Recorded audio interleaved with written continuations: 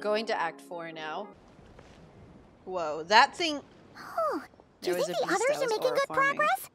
Hope it's all going smoothly. Oh, hey look! They made it back as well! Flint's, Llama! How did it all go? All is well, thank you. Nefer and Yehuda had to stay at the curatorium to wrap things up, so they won't be joining us for now. I ran into Miss Nefa and Miss Aino on the way back. Their work is still in progress, so I suspect they won't be back for a while either. You seem rather cheerful today, Mr. Flint's. I certainly am. I achieved what I set out to do and came away with more than I bargained for. More than you bargained for? Fighting alone can get quite tedious. What? But I had the good fortune to run into a pair of brave young warriors. What? Oh my god. I was not ready. What? We meet again. How have you been? Oh my god, it's them. Dude, I forgot they were showing up. I forgot they were gonna be here. Albedo! What are you doing here? It's been too long. Thankfully, tracking you down turned out to be a lot simpler than we envisaged. These two courageously lent me a hand while I was fighting the wild hunt. When they told me they were Servarka's colleagues, it all made sense. And given how people of outstanding talent tend to cross paths, it's no wonder you're already acquainted. Bro. So, who's your travel buddy, Albedo? Bro, oh my god. Dude. Why don't you come and introduce yourself? Oh my goodness. Son. It's Albedo's son. Oh my god. A gentleman of few words, I see. And a rather stern countenance. I presumed you were acquainted with him. Is that not the case? You must be. It's nice to meet you. Again. We've technically met before. Oh my god. It's his son. That's his brother? Well, it's fine. He can be both his brother and his son. Wait a sec. You're Minnie Durin. Yeah. Am I gonna finish Act 4? We'll see. Maybe not. I don't know. That's right. It's me. I'm glad to see you again. By the way, he says it's okay if you drop the mini. Yeah, I'm not as mini as I used to be. Interesting, isn't it? The first step towards blending into human society appears to be reflecting on whether one's name really reflects who they are. Wow! You look so different. In a good way, of course. It's great to see you looking so healthy. Aw, he has a little smile. Thank you, Paimon. And although you're as mini as ever, I understand that diminutives don't always convey endearment. I'll be sure to simply call you Paimon as a sign of my great respect for you. Dude, you can tell Albedo raised this boy. Like, he talks like Albedo. This is so funny. Wow, you're such a smooth talker now. Paimon could get used to this. From now on, you may refer to her as your esteemed guide, Paimon. Hi, Samad. Welcome. Personally, I think our little Paimon is the perfect size. When people call her Little Paimon, it's just because she's so adorable that they can't help themselves. If that's not a sign of endearment, what is? You're absolutely right, Miss Lauma. My brother still has a long road ahead of him when it comes to understanding human relationships. Oh, I see. He really does call him his brother. Well, nothing can convince me that Albedo raised him as an older brother slash father figure would. Well, yeah, we just started Act 4, guys. I was eating. Speaking of long journeys, didn't Columbina, leave with you? How come she isn't back yet? She's been catching up with old friends. Wouldn't be surprised if she stopped for a cup of tea or 10 on the way back. 10. Uh-oh. People are talking about me. Hope it's nothing negative. She's in much better spirits. Judging from your expressions, I'm guessing it all went well? It's getting crowded here. I'll go grab some chairs. Dude, why don't we go inside? We're literally right there. No need. This is a job for an alchemist. I'll whip some up momentarily. I love this song. Thank you for your hospitality, ladies and gentlemen, but I was merely escorting my friends back. I'll be meeting Sandrone shortly, as we still have some things to discuss. It's been a pleasure, everyone. But this is where I'll say goodbye. No! Arlecchino, come back! I miss you! We really appreciate your help. Oh, come on. Spare the formalities. I'm just glad I could help out some true friends. Thanks, Flip Couches. I understand. Well, bye for now, Arlecchino. Oh, this place is hopping. It's probably a good thing one of us left. Otherwise, we might not fit all these people in. Varka just casually from inside. Are you saying we're about to run out of chairs? As a matter of fact, I am. Come on in and see for yourself. Oh, who else is in there? Alright, we're going. It's Act 4 time. Huh? Look, I knew he was in the trailer, right? He was in the trailer. I didn't think he'd show up right here and now. I thought he'd show up in like some climactic scene. But this is really funny. I know, they just keep appearing. The cast of Act 4 is stacked. What the hell? Dude. I overheard your little chit-chat outside, by the way. With Miss Columbina's colleague gone, we should be back to the original crew plus the other colleagues I brought in. What? Though, it looks like we have another new face. Someone else managed to rope in a colleague, too? Sorry, he's probably here for us. That's such a funny answer. Look at Varka! Look at that Giga Chad face! Oh my god, it is Avengers Endgame. Frankly, you and Paimon are the only people I know here. I'm so glad he's voiced again, guys. This here is Dainsleif, colleague of Teyvat's greatest guide, Paimon, and greatest adventurer, the Traveler. Well, not exactly colleagues, more sort of friends. What she said. When someone else jumps in to do the announcing, you know you're speaking to someone important. Let's hear what he has to say. So guys, this is my 500-year-old Conrian friend who has sworn to end the gods. Note to self, once Paimon knows your name, the rest of the world will soon follow. When he comes looking for us, it's usually something important.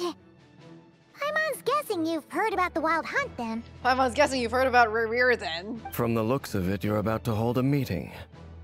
If I were to say that the Wild Hunt is our mutual enemy, would that earn me a seat at the table? As the saying goes, the enemy of my enemy is my friend. Mr. Dainsleif, there's a seat with your name on it. Yeah, Llama should recognize his name. Though, I can't promise the same for everyone else. Hey, Albedo, think you can rustle up a couple more chairs? After all this time apart, Grandmaster Varka's first order is to rustle up a couple more chairs. I've missed this. Dude, Albedo's so small from Varka's POV. Is he being sarcastic? Hey, he's your brother. Why are you asking us? I've still got a lot to learn about the nuances of human conversation. Trying to decipher Albedo's way of speaking has been like jumping in at the deep end. Oh, good point. Paimon gets you now. Don't sweat it. There are people who go their whole lives without getting the hang of it. You're ahead of the game already. I wonder what's taking Nefer so long. Look at, dude, that look that Paimon gave Traveler was so funny. Perhaps you should go and check in with her. If anyone can hurry her along, it's you. I just got back from the curatorium. Besides, aren't you curious to see what's taking her so long? Miss Nefer doesn't strike me as the type to share secrets. And since gathering intel is her specialty, I'm guessing she'd prefer to keep her methods confidential under such circumstances. Would it not be tactless for me to impose? Oh, but it's fine for me to impose. Yes, Llama. What can I say? You have an unrivaled ability to garner people's affection, Miss Moonchanter. Besides, you have far more in common with her than I do. What does he mean by that? All right, then. Llama, go summon Nefer. Impressive. She barely fought back at all. I admire your powers of persuasion, my friend. As I'm sure Miss Llama will realize soon enough. The trick in life is to always pitch in with other people's responsibilities so that you can be selective with your own. What? Another trick is to simply hide in the background. Spoken like a true sage. Dude, Flint. What is this? Anyway, looks like we've got some time to kill before the meeting. Let's take a little breather, folks. And feel free to chat amongst yourselves. We'll get down to business once the other two arrive. Wow, Flint. I was not familiar with your game. You're both awfully quiet. Why don't I start us off with an icebreaker? Much obliged. Have either of you ever had your portrait painted? If not, I'd be glad to help. The men keep getting hotter. Yeah, we are winning. That sounds like a lovely idea. You know how to paint, then? I dabble occasionally. He dabbles. He's an excellent painter. Tables, chairs, people, dragons, you name it. He'll paint it for you. I'm flattered. If I ever get the chance, I'd like to give it a try myself. I'll bear that in mind. Anyway, how about you, Durin? What sort of portrait would you prefer? Oh, I'd be fine with anything. Whatever style feels best to you. Very well. Then I'll play it by ear. You can replicate any style I want? I can try. If you show me a sample, I'll do my best to match it. Thank you. In that case, I'll dig up some reference material for you. Hey, Is Jane's there Lift. something you'd like to say to me? Yeah, how are you? Yeah. For starters, why'd you just show up here without even giving us a heads up? If you think back to our previous interactions, you may recall that that's hardly out of character for me. You do have a point there. Oh yeah, you'll need to find somewhere to stay the night too, right? Want to tag along with us? You never know. We might get a group discount. That's cute. Sure, let's do that. Oh, Chad, you're staying with us. Great! Paimon will handle it.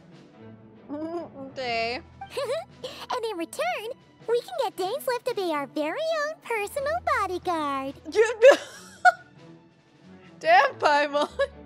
I think she has an agenda. If that's what you had in mind, you should have said so sooner. I'd be happy to help. Oh, okay then. Paimon was only kidding, but good to know. Girl. Dude, that's...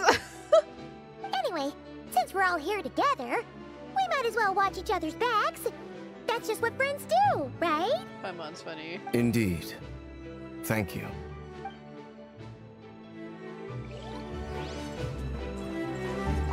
Truth be told, I can't remember the last time I was in a meeting with so many people. You're not alone there, my friend. The Lightkeepers also struggle to bring everyone together for a serious discussion. Guys. Guys. Varka's so tall. Flynn's is already the tallest man. And Varka's taller than him. This is crazy. I don't doubt that. I've only ever met two Ratniki, one being you, and the other being that young guy, Itlua. Huh? Itlua is a good apple. I'll give him that. He's kind, honest, and regularly delivers supplies to my lighthouse. A true Ratnik to the core. In that sense, he puts me to shame. So you're what? A fake Ratnik? That's what it sounds like you're saying. But I get the feeling that's not quite what you meant. Come on, why the awkward silence? Sorry. I'm not even gonna bother trying to hide it. You've known all along, haven't you, my friend? Now that was an awkward silence. They keep doing the awkward silence, man. Let's just keep this between ourselves. Probably best if Itlua doesn't know, huh? That goes without saying. Gotta be careful what you share with youngsters, after all. Youngsters. Anyone else in the know? Let me guess. The Traveler and Paimon? It's dangerous being too sharp for one's own good, you know. Then, in the name of the Animo Archon Barbados himself, I swear, your secret's safe with me. Cool. When we went for drinks, you said that you and Barbados were practically best buds. In the light of that claim, do you really expect me to take your oath seriously? Of course. Just as long as you don't go spreading around the fact that I'm close with Barbados, all right? Dude, what is this conversation? They're just like confirming each other's secrets and making sure the other doesn't spill them. Fair enough then. Nothing like a bit of mutual leverage to seal the bonds of friendship. Mm-hmm. That was a funny conversation. Oh, our two divas. Are they okay? Did they fight? What happened? Ah, Miss Nefer. You made it after all. But what about Yehoda? I'm here to give you an update on how things are going on our end. Once this is over, I'll be heading straight back to continue my work. I left Yehoda back at the curatorium to watch over things while I'm gone. Huh. So much for just this once. Shh! Not so loud! We're on a roll here. What if she remembers and suddenly decides to back out? Did you say something, Mr. Varka? Huh? I didn't say anything. Right, Flint's? Right, Flint's? Must have been a frog. They get so noisy around here at nighttime. It's like they're putting on a concert in the background. Must have been a frog. This is possibly one of the best things they've ever made Flynn say. Must have been a frog, guys. Anyway, before we begin, there's a few introductions to make. Let me start by saying that it's an honor to be speaking before so many distinguished colleagues and collaborators. Damn. First up, we have Miss Lauma. As Moon Chanter, she's the leader of the Frost Moon Scions, a local religious community in NOD-KRAI. Then there's Miss Nefer, boss of the Curatorium of Secrets, an intel gatherer extraordinaire. Nefer is leading the investigation into rerir's background, assisted by Yehoda and Lauma. From the little I've heard, they're making some great progress. Over here, we have Mr. Flint's, a ratnik and guardian of the abandoned lighthouse. In our last operation, he courageously distracted the wild hunt to buy time for the rest of us. For those of you who've never met, this is Mr. Albedo, a renowned alchemist and captain of the Knights of Favonius investigation team. By his side is a new face for us all, myself included, Mr. Durin, who's come to lend his aid. Next up, we have the Moon Maiden and former Fatui Harbinger, Miss Columbina. Yep. Then we have the Traveler, who's earned more titles than I could possibly hope to list out, so I'll spare you the rundown. And Paimon, the ultimate travel companion and quite possibly the best guide in all of Tevat. Guys, I think this is the Avengers Endgame. Everyone's getting introductions, and it's just like, everyone is here. Wow! That's a lot of people! Great turnout! Okay, what about Dainsliff? Miss Nefer, it looks like you might have another job coming your way, so, congratulations on the booming business, I guess. You think I haven't got enough on my hands as it is? Who's looking for me now? That would be me, Miss Nefer. I have a commission for you. And you are? Who I am doesn't matter right now. Oh. What does matter is that I'd like you to gather more intelligence about the rerir of Solnari. Isn't Nefer already doing that? Well, it's not as if we never take on anonymous commissions. But in your case, I'll have to decline. I'm gonna take a wild guess and say your job's probably more hassle than it's worth. Something about you seems like bad news. She has killer instinct. It's my eyes, isn't it? Conrian, I assume. And what's with the mask? Are you trying to hide your identity? In any case, the fact that you're even still alive raises an awful lot of questions for me. Dude, Nefer is so sharp. Like, she's probably one of the smartest characters in the game. My name is Dainsliff. And yes, I am from Conria. As I'm sure you're aware, the rerir of Solnari's real name is Rerir. He was once an acquaintance of mine. Really? Then you must have been quite an influential figure yourself. Oh, yes. You flatter me, but none of that matters anymore. My point was simply to clarify why I have asked Miss Nefer to investigate Rerir's background. So you're both from Conria, and it sounds like you used to be friends? What am I missing here? Surely you already know how he became one of the 5 sinners. I'll tell you everything I know. The history of Khaenri'ah, the names and identities of the 5 sinners. I remember it all like it was yesterday. I have never spoken openly of this before. But the truth was exactly as people say. The 5 sinners were each driven by their own desires, and it was by playing upon these that the Abyss tempted them to their fall, tearing Khaenri'ah apart in the process. Damn. The visionary, Vedifenir, who wished to foretell the future.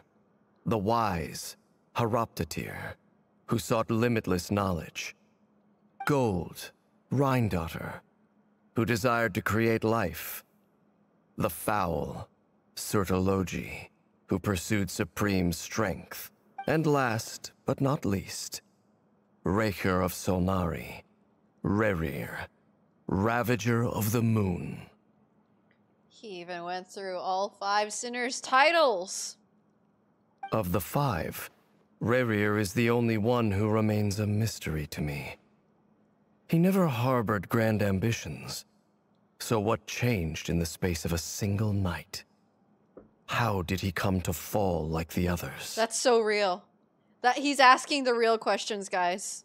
He's asking the real questions. It probably had something to do with Zelindis, but... In other words, you're saying that his change came as a shock to you, and you have no idea what actually happened? That's right. Damn. You mentioned how the Abyss tempted them, which led to their fall. But what did that look like in practice? And what other context can you give me about the events of that time? The more detail you can give me, the better. Ooh. Strangely, now that it comes to it, I hardly know where to begin. Tell us everything. The fateful night took place during the era of the Eclipse Dynasty. One day, my elder brother, the visionary, Vedifenir, was summoned to the palace by the Vinster King, only for the king to gouge out his eyes and cast him into the dungeons. Dude! That's... what the f... When I came to hear of this, my fury knew no bounds. I gathered together every ally I thought I had, and together, we set a night to storm the palace and free Ved. Centuries on, the memories of that night still haunt me, like a never-ending nightmare. We broke through the palace gates, just like we had planned, each striking towards our separate targets. But then, I was betrayed. Even Vedifenir, the very person I had come to rescue, abandoned me and partook of the Abyss's power. Oh. So, it's personal after all. Then tell me, Mr. Dainsleif, what price are you willing to pay? Shit! You, of all people, must know that nothing comes for free. I cannot say what price would be worthy of such a commission. But know this. Rerir was not always a madman. Believe it or not, there was a time when he was just an ordinary man, working for the Khaenri'ah Intelligence Service. Uncovering the truth of Rerir's past is the only way to unravel this mystery. But before you decide if you will accept my commission, I will tell you more about him. Enough, I hope, to help you plan your next move. Sounds pretty good to me. Feels like we just flagged down a random passerby, only to discover he's actually a master strategist who has a score to settle with our enemy. Marco must be rubbing his hands. He's like, I'm so glad this rando walked in through that door. Can I borrow your halo? It could be useful in the lighthouse. Hey, enough with the wisecracks. Besides, isn't that lamp of yours bright enough already? Oh my god, guys, Flynn's is funny. Relax. It was meant to be a compliment. If that was a little over the top for your liking, I'll make sure to tone it down next time. I'll give your proposal some serious thought, Mr. Dainsleif. Let's speak in private once the meeting is over. Before that, there's a few things I'd like to share. Oh my god, I still get shocked every time Traveler speaks. Okay. Now that we've united the hearts of the 3 moons, your power should be greatly enhanced. But it seems like that hasn't happened yet. I believe it will take a little longer. You've done so much for me, so I want to be completely honest with you all. Even though I'm doing a lot better now, the truth is, my recovery will likely be an ongoing process. From the moment I was born, my power has been slowly ebbing away. And that is because Tevat has never accepted me. Even with the moons united as one, it seems my rejection cannot be undone. So far, I have yet to find a solution. It may turn out to be a problem that will plague me until the day I finally leave this place behind. Even so, I will do everything in my power to help you drive out the rerir of Solnari. As Arlecchino put it, this is not about chasing the spoils of victory. It's just a gesture of heartfelt gratitude. Kutar. Defeating the rerir of Solnari will be no easy task. While my strength slowly recovers, we'll also need to gather more intel. Naturally. We should take all the help we can get if we hope to defeat him. Sure thing, Cosmic Chaos. We've considered several viable plans now, but our choice hinges on the answers to a few key questions. Is it even possible to kill Rerir? What experiences shaped the person or monster he became? And what's he really after? Given Albedo's expertise in alchemy, I think we should leave him to try and answer the first of these questions. If he can be killed, damn. Understood. As for the other two, I'm afraid we'll have to count on you again, Miss Nefer. Believe me when I say it's not my wish to burden you. But right now, relying on your skills is our only option. Nefer must be so sick of this. So you're placing all your hopes on me, huh? We can't thank you enough for agreeing to help us. Honestly, I can hardly believe how lucky we are. You sure have a talent for changing your tune, Miss Moonchanter. Timid like Yehoda one moment, then Flintz's insincere flattery the next. Damn, clocked. Ladies, please. I must object to your portrayal of me. That's all. Feel free to keep bickering. Just pretend I'm not here. Why is Flint's like rage baiting them? Dude, Flint's showing his true colors is so funny. I almost don't want to leave this room. I'm curious to see how this plays out. True. I have faith in you, Miss Nefer. Something tells me you'll stand by us until the very end. Oh? And what makes you so sure of that? What if I suddenly decide that my compensation is insufficient? This isn't about the money. I can sense that you've got a deep-seated distaste for rerir. And knowing you, that alone is motive enough. Look at them getting along so well. Like 2 peas in a pod. Everyone is teasing Llama and Nefer. Wait, this dynamic, I'm so here for it. And I'm the one they accuse of insincere flattery. There is no justice.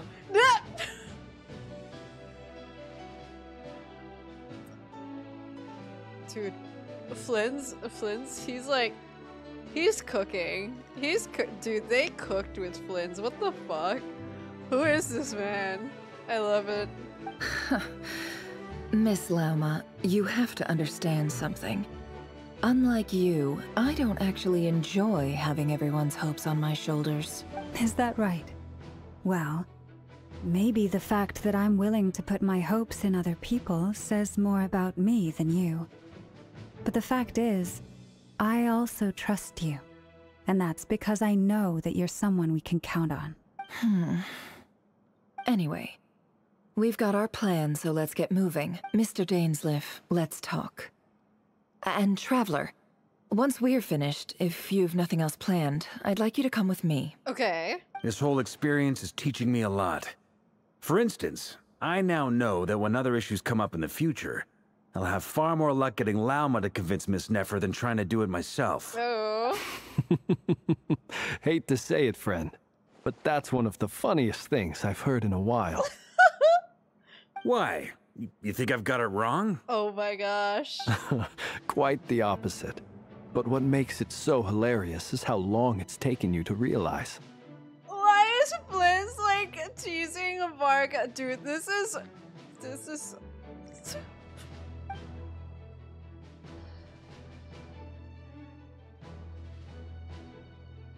Oh my god. Blizz is so funny, what the hell? Dude, I'm loving this quest. I barely feel the time pass by. Thank you for waiting. It's okay. We actually used the time to help Dainsleif get a room at the hotel. Oh, nice. That's very considerate of you. Now, I trust you share my curiosity about Rerir's past. Yes. And you seem fairly familiar with Mr. Dainsleif already. Yes. We spoke at some length after the meeting. He was the one who suggested I should invite you to join this operation. He feels confident that these secrets will be safe with you. Dane has a lot of faith in us, that's for sure. Oh, never? Oh. Pun for never. I'm sorry. Likewise. I appreciate that you got right on board without interrogating me about why I invited you. It shows that you trust me to explain everything in due course. That's because we know what you're capable of. We appreciate you too, Nefer. You might have been forced to help in the beginning, but this time, it was your choice. That's one way to put it. Another is this, that once a decision's been made, it's set in stone. After that, my only goal is to see it through. Ooh. All right, so here's how it is. She's so cool. I'm going to that. access Rerir's thoughts again using my confidential method. Now, I'm sure you've seen things like this before on your travels, so you're surely well aware of how dangerous it can be. We're going back in. The reason I've gathered you all here is to ensure my safety during the proceedings. I plan for us to enter the fragment of his consciousness together, and once inside, I will focus on searching for information. Think of this as a diving expedition into someone's brain. If I'm the diver, you are my safety equipment, tasked with keeping me alive while I'm under the surface. Once the ceremony begins, we will all be spying on privileged information. But in the interests of safety, you must remain absolutely silent at all times. We will discuss our observations after the ceremony has concluded. Lastly, any individuals of a weaker constitution are advised not to partake in the ceremony. Damn. In any case, Paimon's not included. has her own job to do, which requires staying in the room, but not joining the ceremony. Well, good luck, everyone. Sounds like all Paimon can do is cross her fingers and root for you guys. There's a little more to it than that. I was being serious when I said you have a job to do. While the rest of us are inside Rerir's mind, it's imperative that we have a team member on the outside. Okay. In the event that something goes wrong, you will be our first responder. I don't anticipate any issues, but the extra level of safety will be greatly appreciated. Oh, okay. Makes sense. I second that. This is a dangerous operation here, and you're our whole rescue team. That's pretty much the most important job in the crew. So, Paimon's like the lifeguard? Yeah, that makes sense. All right, got it. Good. Please, take a seat. We'll get started momentarily. Okay. We're gonna continue diving into Rerir's mind. Can't wait to see what happens to Lindis. Did Mr. Dainsleif tell you anything else? He told me that he believes Rerir kept some big secrets in his life. He's not sure that they were the cause of his eventual downfall, but he's asked me to uncover what those secrets were all the same. But surely you're not planning to go through with this, no matter the cost. If you think that, you'd be overestimating me. I'm a businesswoman, not a mercenary. But I do have my own professional reasons for taking this job. You think I'd turn down the opportunity to get a first-hand glimpse into Conrian history?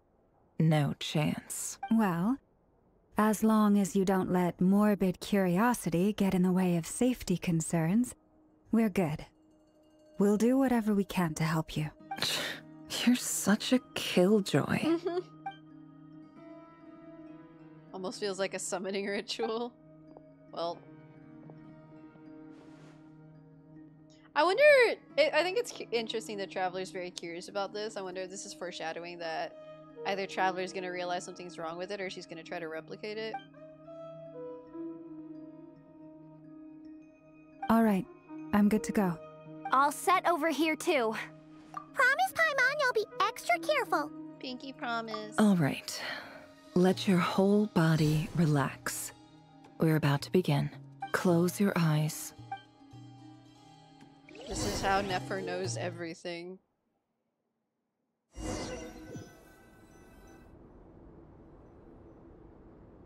Phew.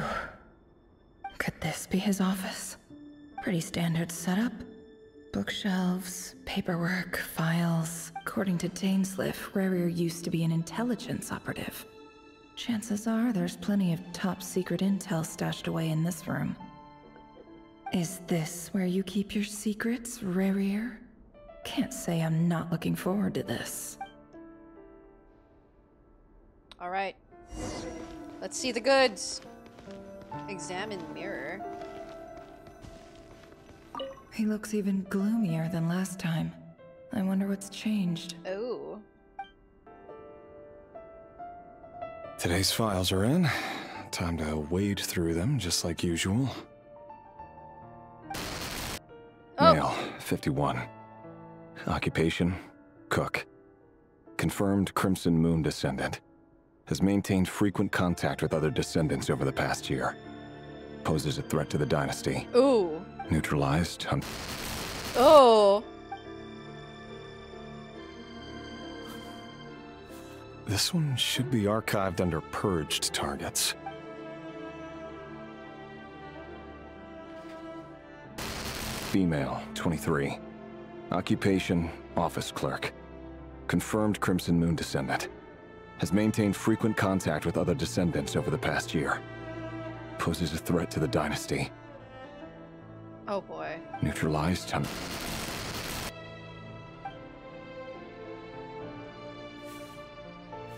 Another one for purged targets. Dude, they have him moving in the mirror. Sounds like she was that other man's daughter. Never mind. What's it got to do with me?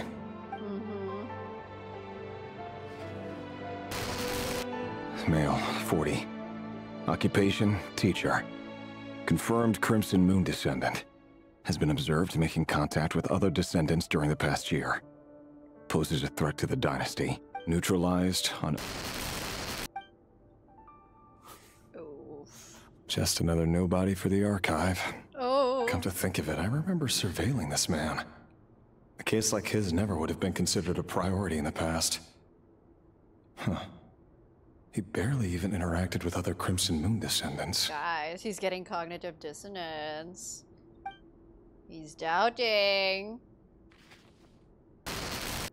Female, 16. Occupation, none. Orphan and confirmed Crimson Moon descendant. Has been observed making contact with other descendants during the past year. Oh, they're just taking out anyone. Poses a threat to the dynasty. Neutralized on... Filed. I have no recollection of this girl. None whatsoever. She doesn't seem to be anyone important, but then again, how many of them really are? Another child? Female, 13. Occupation, none. Orphan and confirmed Crimson Moon descendant. Has been observed making contact with other descendants during the past year. Poses a threat to the dynasty. Neutralized on... Filed. Rerir is unhappy. Male, 11. Occupation, none. Orphan and confirmed Crimson Moon descendant. Has not been observed making any contact with other descendants during the past year. Poses a threat to the dynasty. Has not been observed? And yet still poses a threat? Oh dear. Neutralized on...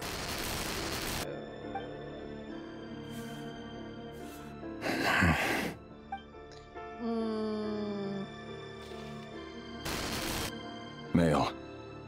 6. Occupation, none. Orphan and confirmed Crimson Moon descendant. Poses a threat to the dynasty.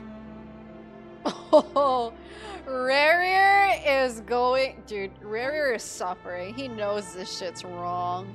Yeah, this is a 6-year-old. And he's like, inside, he's like, how the... did they pose a threat to the dynasty?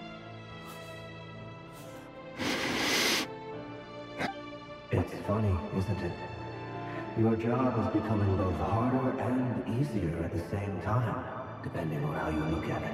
Oh, that's diabolical. Sooner or later, the Crimson Moon descendants will be completely wiped out. But as their numbers dwindle, they become harder and harder to track down. That's not how it is. Fortunately, however, most of the able-bodied adults have already been taken care of. The remaining weaklings will be increasingly easy to deal with. Oh. No. My job is to ensure the survival of the Eclipse Dynasty. And the only way to do that is by eliminating any and all potential threats. It's a perfectly legitimate line of work. Every single one of my colleagues can attest to my fairness. And if my friends were aware of the facts, I know they'd back me up too. Assuming, of course, that they were aware of all the facts. Wonder what kind of encryption technique this is. Seems like it has to be inserted into that camouflage device nearby. Aha! It's an audio recording. Please, hear me out. I can't shake this feeling that someone's been spying on our house. No, I'm not being paranoid. It's true. Oh. I saw someone dressed in all black. It was a couple of days back, but that was on another street, not near my house. I swear, I know what I saw. There's a note in the margin. Surveillance of the Runforther residence has concluded. We apprehended the target and filed the mission report last night. Could the voice in the recording belong to one of Rerir's targets? Oh no. Oh no, guys. It sounds so good. Mr. Vedifalnir, it's been quite some time since we last met. Rerir, I trust you're here because you have something important to discuss. Forgive me. I wasn't tuning out, it's just, I noticed you didn't even phrase that as a question. As if you knew I was coming. Tell me, does someone in your position ever feel the need to ask questions at all? It is indeed within my power to foresee certain things. Things like your arrival. I was just thinking. It won't be long before I'll be inviting both you and Dane to my wedding. That isn't a lie, but nor is it a fact as such. It's a wish, isn't it? What? What? Way to vaguely tell the guy it's not gonna happen. No fooling a prophet, is there? Ever since that day we met for drinks, I knew it was only a matter of time before you came looking for me. Does it feel good? Knowing how the future will unfold. I'm afraid the notions of good and bad fail to capture the complexity of what such a power entails. Once you've seen what will come to pass, it can be all too easy to succumb to fear and melancholy. Unless, of course, you learn to abandon these feelings.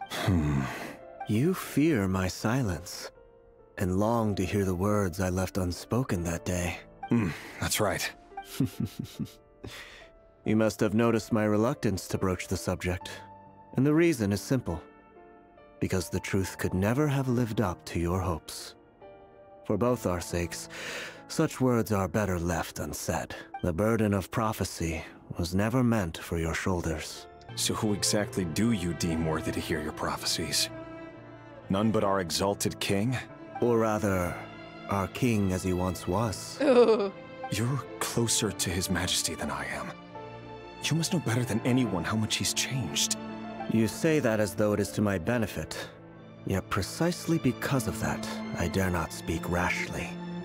A king can turn out to be the most virtuous of rulers, or a tyrant more terrible than the most vicious of dragons.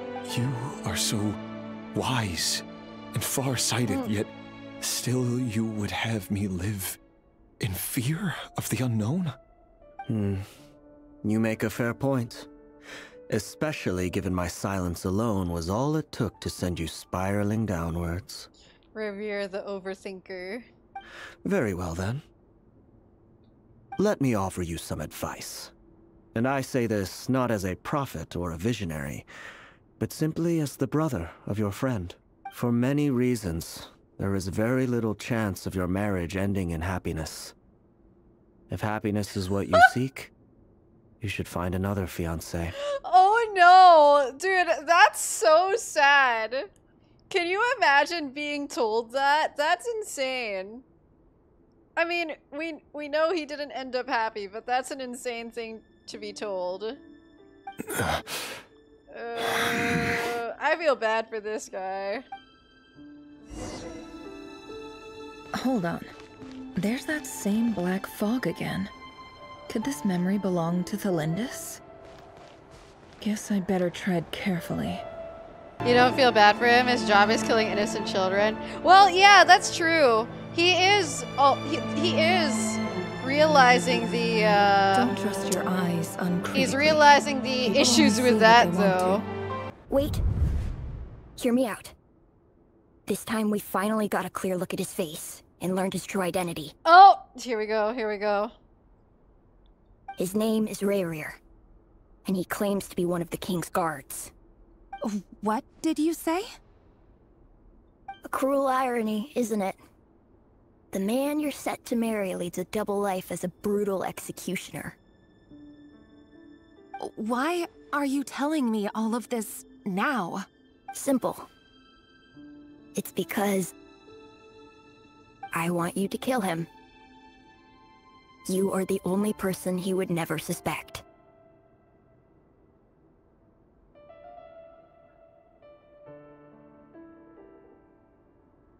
That was a... that... I did not expect him to say that. Holy crap. No, absolutely not. I would never dream of doing such a despicable thing. So you'll just stand by and watch him slaughter us to the last? Do not forget that the blood of the Crimson Moon flows in your veins too. Oh? The blood of the Crimson Moon? What does that matter now? The dynasty has long been dead and gone. You think that alone is reason enough for me to throw away everything I have? Why wouldn't it be? You two were once a child of the Crimson Moon, just like me. Don't tell me you've never felt so much as a flicker of fury for the way we were trampled into the dust. She doesn't have the Crimson Moon eyes. As long as you promise to abandon this pipe dream of restoring your dynasty, I can try to persuade him. Or have him persuade the Vinster King. Persuade the Vinster King? Do you even know why he's so obsessed with hunting us down? Why he keeps trying to force us to hand over our secrets? Over and over again? Or why we refuse to give up on restoring the dynasty? The Vinster King. A blind fool. His eyes clouded by powers from beyond this world. A petty little man with a miser's heart. And he dares to sit upon the throne? Mark my words. Sooner or later, Conria will fall. And it will be his doing. Dude, this child is spitting bars. If you can't bring yourself to do it, so be it. Just you watch. It won't be long before calamity descends upon us all.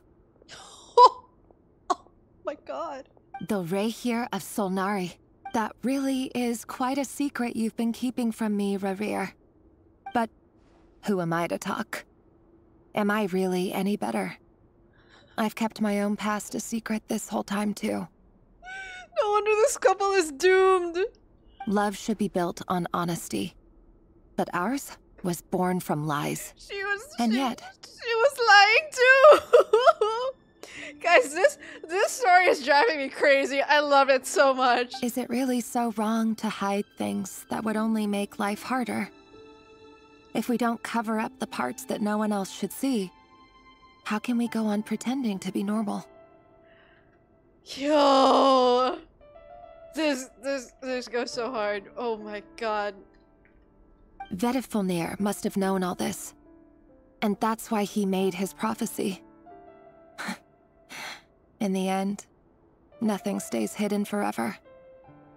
But I won't just sit by and watch this disaster unfold. I'll do everything in my power to protect what I cannot afford to lose, no matter who I have to face. Oh. Oh my god, she's a baddie.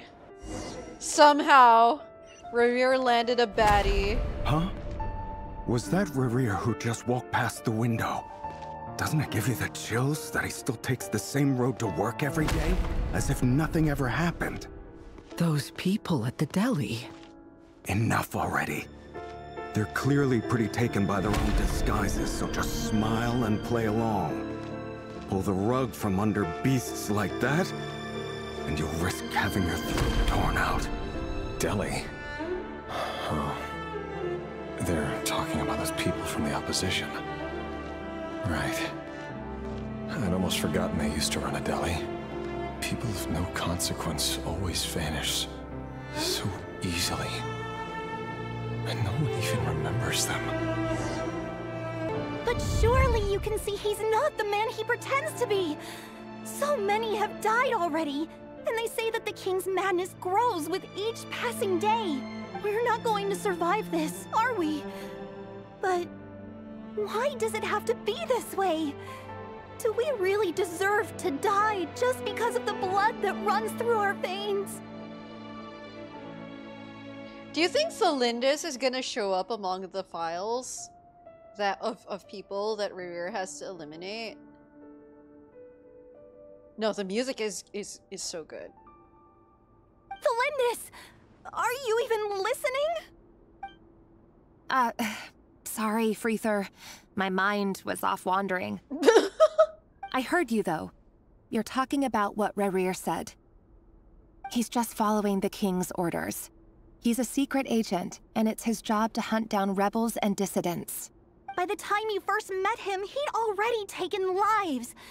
Maybe he was using you from the very beginning. No. Rerir has no idea I have anything to do with the Crimson Moon. My family are only distant relatives of the main lineage, and besides, my eyes are perfectly ordinary. Yeah. Truth be told, apart from my teacher, pretty much no one knows I have any connection to any of it. It's been a long time since my family severed ties. But as Orlog said, who could possibly talk sense into that raving lunatic of a king? No one. I'll work something out. Trust me, I'm with you all. But for now, you need to keep yourselves hidden. Don't let anyone find you, anyone at all. Don't forget that Rerir is an Eclipse operative. You need to be extra careful when he's around. And when I am too. For now, don't come looking for me. And if anything happens to me, just act like we've never met. If even you can't escape this, what hope do the rest of us have? But after all this time together, surely he wouldn't lay a hand on you. Surely. Oh, this is sad foreshadowing. Oh dear. I won't speak in his defense, nor can I give you a clear answer to that question. But I'll do everything I can to put an end to this. Here, hold on to this. If an opportunity to escape presents itself, take it. You'll be glad you took some spare change. You call that change? But what about you? I've got a job, and there's still money coming in. But you can't go anywhere right now. Please think about yourself for once. Another day, another round of assassination training. Oh god. Training ground is just beyond this hidden passageway. Not the assassination. Doesn't it bother you when you end up covered in their blood? Why would it? Aren't we all just walking blood bags? But not everyone is accustomed to hunting down others like prey. You've been a hunter for so long now, you seem to have forgotten that most people don't just go around killing one another. Dude. Leave me alone. Oh, look at these Dummies. No more. Make sure you have a firm grip on the handle. Then choose your angle well. Keep your movements light and brisk. And the prey won't sense a thing. I doubt that. I'll bet no one's ever died a quiet death at your hands. So who's speaking to him?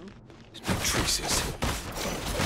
Is that the Abyss speaking to him? Or like another sinner? Or the Vinster King? That doesn't make it open and above board. The king just happens to That's be okay, right not now. the king then. When someday he doesn't. The voices, That won't yeah. happen. He's changed. Ever since he fell under the spell of that power. In the beginning, he only had you take out a handful of the guilty. But now... The ones I've dealt with have always been guilty. And I've carried out my work flawlessly. You know why Columbus didn't accept your proposal, don't you? Was it because she didn't trust you? Or something else? Enough!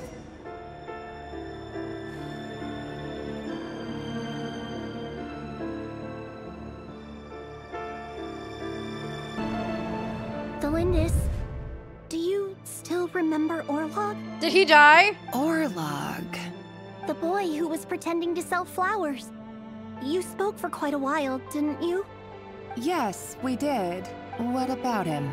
He was arrested 2 days ago. Chances are he's already dead.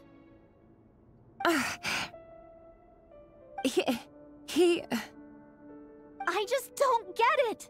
After everything he's done, why do you still stand by him? Or does it mean nothing to you that people keep dying? No, that's not... Just hear me out. I need to go now, Thelindis. They're looking for us. You take care too. If you ever need a place to hide, come find us. Author Thelindis.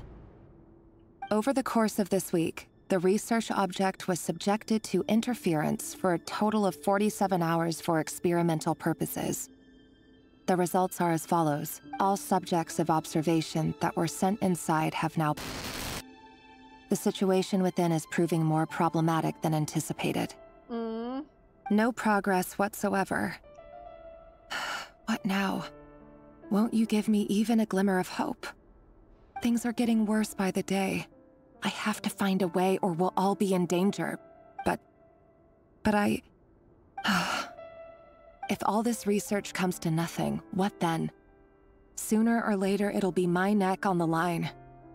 But could he really bring himself to kill me? Oh. No. Surely he wouldn't have the heart.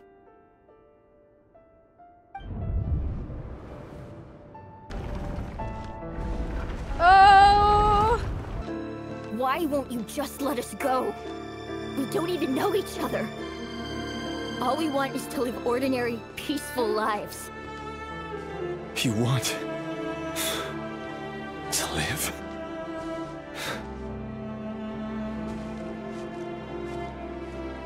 That's all they want. Yes. I just want to go on living. Is that really such an unforgivable crime?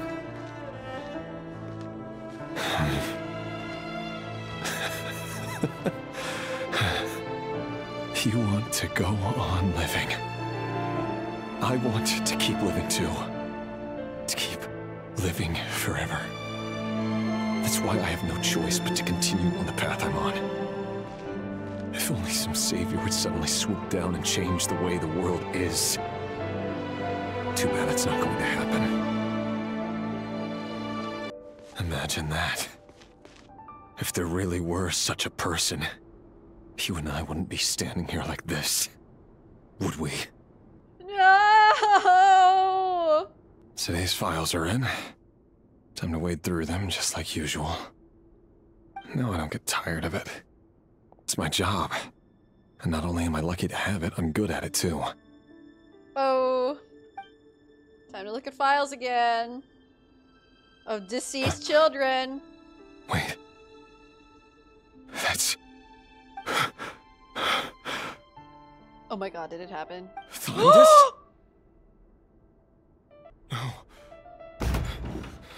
No. No!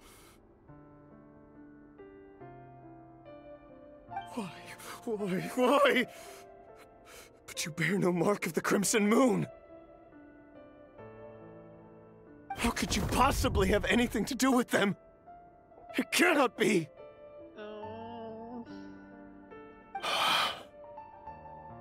A diluted bloodline. Carefully concealed. I see it now. You've been living in the shadows just like me. What a fool I've been. Numbing myself with talk of justice. Even imagining my friends would back me up. But in the end, Irminsul. Finster King! How far are you going to take this? From the direct bloodline to secondary offshoots? And then what? Today it's the descendants of the Crimson Moon. Who will it be tomorrow? Will you not rest until everyone down here is dead? No. This cannot go on. This is where it ends. Huh? Continue? What happens next? You're really letting me go? Oh? I am. As long as you can guarantee that no one will find you. Don't worry, I'll be extra careful. No one will know I was here. But... what about you? Me? If you let me go, you won't be able to complete your mission, will you? Good point. In that case, maybe you should stay. No, please! I just want to see the outside world again. To... Go on living? Yes. I know you're a man of your word. So please, just let me go. If I let you leave, what will become of me? Just kidding. Go, now. Just kidding. I won't kill you, haha. But remember, don't let anyone know you were caught. We'll be seeing each other again very soon if you do. Even shadows in the dark must live by a code. But you can't save everyone. You've been whispering in my ear for days now, Vedifilnir. What are you trying to do? Break me down? It's Vedifilnir who's been talking to him this entire time? Damn. That's... sickening. I mean, damn, Vedifilnir. I think he's trying to drive rerir to drive him mad, honestly. I only say this because you long for an answer to your problems. Let her go, rerir, or you risk losing everything. I will not abandon Thalindis. Then you'll need a little more vigilance and a lot more power.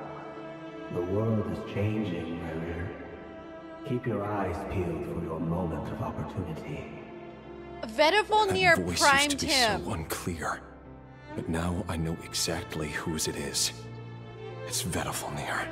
Vedifilnir primed him. That moment of opportunity, that's like joining the rest of the sinners to get the abyssal power, right? To become a sinner. Oh my god, Vedifilnir primed rerir into thinking that that's the only way he's going to escape this fate. Yeah, I also thought it would be the Abyss. Maybe this is the Abyss mimicking Vedifilnir. Maybe the Abyss is the one priming rerir for that, and not Vedifilnir. But oh my god, if rerir is actually like a victim in this entire... Well, you know, granted, he's not exactly a victim. He's already been actively killing people. But if he ends up being like a victim of the 5 sinners and getting sucked into this mess, that's gonna be like tragic. He won't tell me how to actually resolve any of this, but he keeps trying to manipulate me like a puppet. Yeah. What's his game here? Tell me then. What will this moment of opportunity look like? And no answer. He's like a ghost. Always disturbing me when I'm on edge, but never answering when I need him most. Hi, Dale Murph. So, the Eclipse Dynasty was purging, well, massacring the descendants of the Crimson Moon. And it seems like it was all connected to the Vinster King's research. The King's obsession with abyssal power left the future of Conria hanging in the balance. No wonder every aspect of Rerir's life was so unstable. And it looks like this Thelindis, Rerir's would-be fiancée, herself belonged to a sub-branch of the Crimson Moon Dynasty's descendants. It almost defies belief that a couple like them could hide the truth from each other for so long. Yeah. If the Vinster King hadn't intervened in such a drastic way, they might have gone on deceiving each other for the rest of their lives. And why does Vedderfanir, Dainslif's older brother, keep talking in Rerir's head? This guy kept more secrets than I ever imagined. Good question, but is it really him? The human mind is like a vast desert of shifting sands.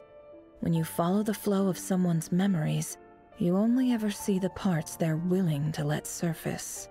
Time for something a bit more creative. We've been inside Rerir's mind this whole time, building up a picture of his psyche. There's already enough clues on the board to start reading between the lines and mapping out the rest. Now, we can finally begin to put the pieces together. Sure, it'll only be a reconstruction, part simulation, part reasoning, but it's usually pretty accurate. Oh my god, her trade secrets are secreting. Thank you for the hydrate.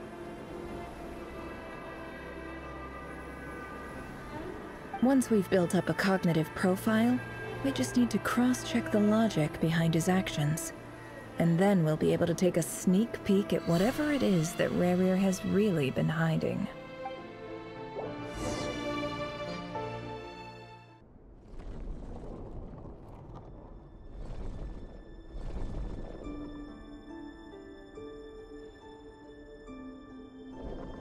Rerir, are you there? Hey, Rerir! Come out, it's urgent! Dane? What's wrong? This is Rerir's icon? A wolf? Quick, come with me. I'll explain everything once we've met up with the others. Okay. I'll come. But the Lindis is still over at the Universitas. I'll need to leave her a note. All right then, but make it quick. I've never seen Dane so worked up before. Whatever this is, it must be big trouble. Oh, is this the night that they try to break Voldemort out? Yeah, I know. The chess pieces are so symbolic, yeah. Dude, this wolf has his eyes covered.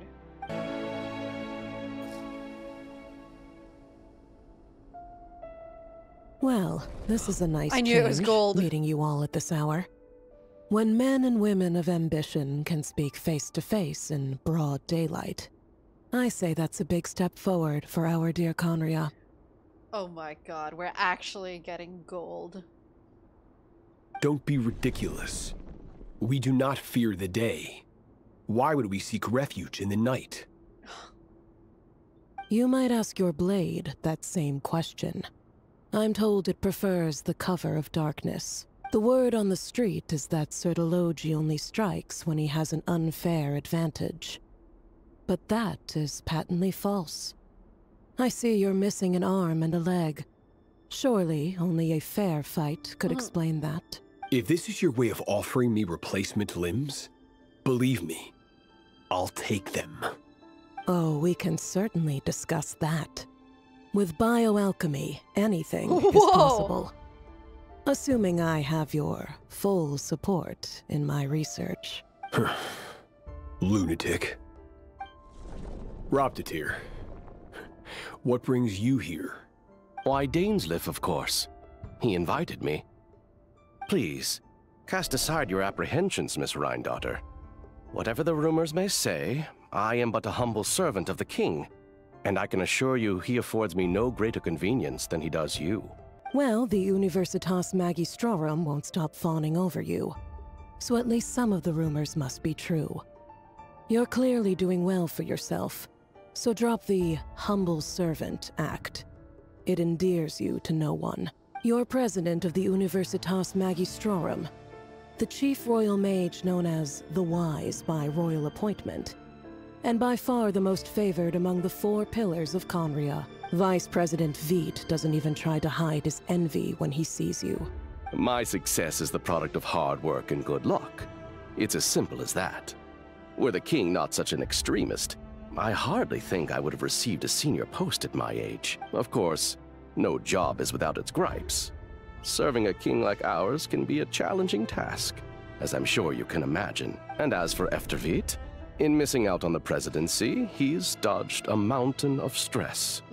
Like everything else in life, it comes with pros and cons. You're all here. I apologize for the short notice, but it was an emergency. Vedifulnir's been captured. Dude, the close-ups. You must be Rerir. Mr. Sertologi.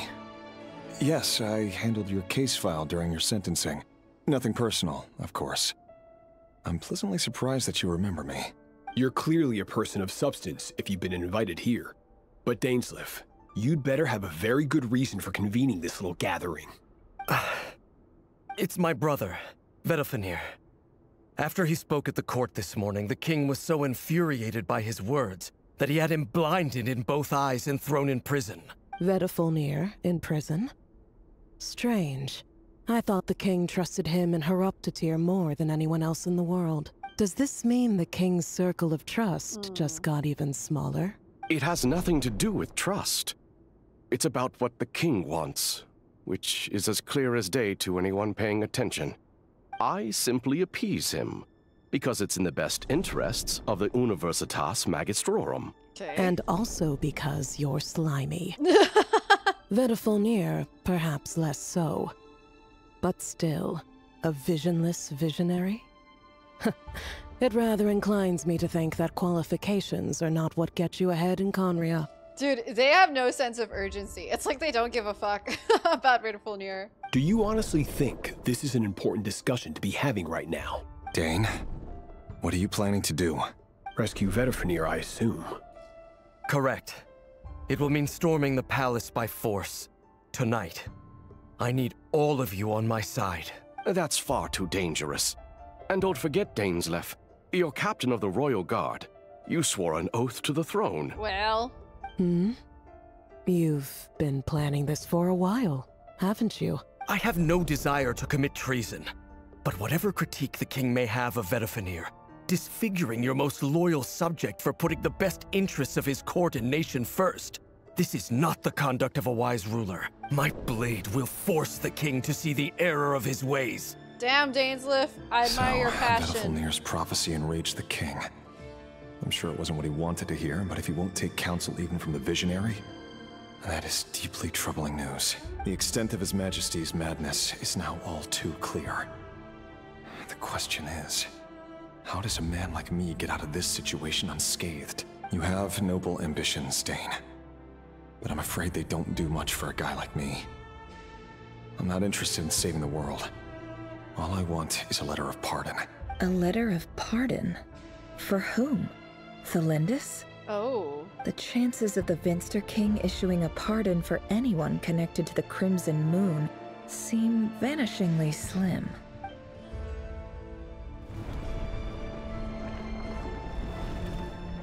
Okay. We have new pieces now. Oh! Why do the pieces look like that? This black fog over the board must have some connection to Thelindis. But why is it taking this form? Does it have something to do with Rerir's past? Another mystery I'll need to unravel. Author Thelindis. Over the course of this week, the research object was subjected to interference for a total of 60 hours for experimental purposes. The results are as follows. Research dating back to the Crimson Moon Dynasty has established 2 points regarding moon marrow. Firstly, its origins have something to do with a god's power. Secondly, it serves as a portal to an as-yet indeterminate location. Moon marrow can thus be defined as a spatial gateway. What the hell? However, there are a number of hurdles to overcome before we can answer the question of where it leads to. To start with, opening the gateway requires a specific power source, which the relevant literature indicates an enormous amount of power is then required to keep the gate open. Currently, the total power output of our instruments remains in the single digits. To make matters worse, I am now the only staff member remaining in the Moon Marrow lab. The Universitas Magistrorum recently decided to move most of its personnel into abyssal energy research, which has stymied all Crimson Moon-related projects. Oh my god. This is not a wise move. I have always maintained that placing all our hopes in a single source of power is risky, especially one as poorly understood as this. As well as making ourselves overly reliant on a single resource, we are neglecting other promising technologies. I apologize if this comes across as disrespectful. But as a Moon Marrow researcher, I desperately want to see the world beyond the gateway. Understandable. If we really made it there one day, what would we find? And how would we go about taming the unknown? My imagination is endlessly fueled by questions such as these. Dude, Zelindis is such a baddie. Like, she's so pretty. No, you're so right there. She's so pretty. She's so smart. She's so brave. She's so strong. Her voice is so nice. Like, legitimately, she's incredibly slay. No, you're so right. She is incredibly slay. This is for you. I heard you're gonna leave the city with your parents. Zelindis, did you hear about what happened? I've heard nothing. Rerir got back very late last Friday, and he was acting a little unusual, but he slept pretty well, so I'm guessing whatever he did was a good deed. She's spying on her boyfriend. You never saw him, and I don't know what he did. And this conversation never happened. You understand? So true. What if he finds out that you pried into his secrets? Don't be silly. I don't know what secrets he does or doesn't have. All I know is he's just a normal guy who happens to run some errands for the king. Are you scared of him? I don't know. She's so real for that. Dude, Zelindis is such a catch. The Rerir I know doesn't match the person you all describe. Logically, I should be scared of him. And yet, I don't want to lose him. But enough about that. You should get going, and be careful with the package I gave you. Keep it secret. Keep it safe. As a wise wizard from Lord of the Rings once said, keep it secret. Keep it safe. What's in it? A piece of the moon. What? All you need to know is that as long as you keep it safe, then in the future, everyone will be able to see a red moon. She gave her huh? She gave her a piece of the moon? A red moon? You mean our moon? Is it a piece of the moon marrow? That's right. Our moon. Promise me you'll look after it. I promise, Zelindis. Dude, Frithier's... I hope she gets continuity. The Crimson Moon bloodline will never die out. Its light, the color of blood, will become like a fire that flows in our veins. No, I was thinking that too. Does that mean she was the one guarding the moon marrow? And yes, I do like how well Zelindis is written. It's like a just... I feel the complexity of like her emotions and her dilemma, but she has like such a real... She has such a grounded response to it. And you know, like, were she maybe less resilient, she might have descended into a panic over the fact that she's been living with a hitman all this time. But I just think it's so fascinating. Her reaction to all this is like, I don't know if I'm afraid of him. Like, it's, Oh my gosh. No matter how long it takes. Hurry, everyone, and stick to the plan. Sir Dainsleif, what are you? Is this treason? Is this... Can you imagine if the guard asks the traitor, is this treason? And then the traitor's like, no, it's not treason, and then kills the guards anyway. Like, what kind of answer do you expect out of that? You know what happens to those who betray the throne. Please, don't do this. It is the king himself who has betrayed the throne. He has betrayed all of Conria. If you have any love left for justice in your heart, you should join me. Oh. It's showtime. Dane and his group will handle the troops in the palace. Then Hraptatir and Rheindotter will disarm the security measures. My job is to enter the prison and rescue Vedifalnir. Yeah, exactly. Is this treason a secret? Stay safe. Wish me luck. Look after my brother. Draw your blade. It is time for justice to prevail. This place is filthy. And the smell is abominable. Clearly, the king doesn't allow his prisoners a single shred of dignity. This is dire. Found you. Hello, Mr. Vedifalnir. Smooth talker, rerir. Hello, Mr. Vedifalnir. It's you. Surprised? Oh, wait. I guess surprise isn't an emotion that prophets feel very often. I certainly felt some surprise in the moment when I was blinded. Oh. Surprise at the king's sheer ignorance. Surprise at just how unfairly this world responds to words of earnest remonstration. I'm curious. What did you prophesize this time? It wasn't a prophecy. It was a word of warning. Someone had to say it. The king has forsaken all reason in pursuit of his obsessions. I simply told him that if he continues on this path, Conria will surely fall. But he didn't listen. Worse still, he stabbed you in both eyes and locked you away. Yeah, madness. Dane asked for my help. The court is in complete chaos now, but I'm sure you predicted that. Everything is transpiring as I foresaw. Yet I am powerless to change it. Fate is an immutable force. I can but lament as the inevitable unfolds. I do wonder whether giving a man the power to see the future does nothing more for him than slowly crush his spirit. Forgive my curtness, Vedifalnir, but the king did not suddenly turn on you today. His suspicions have been brewing for a long time.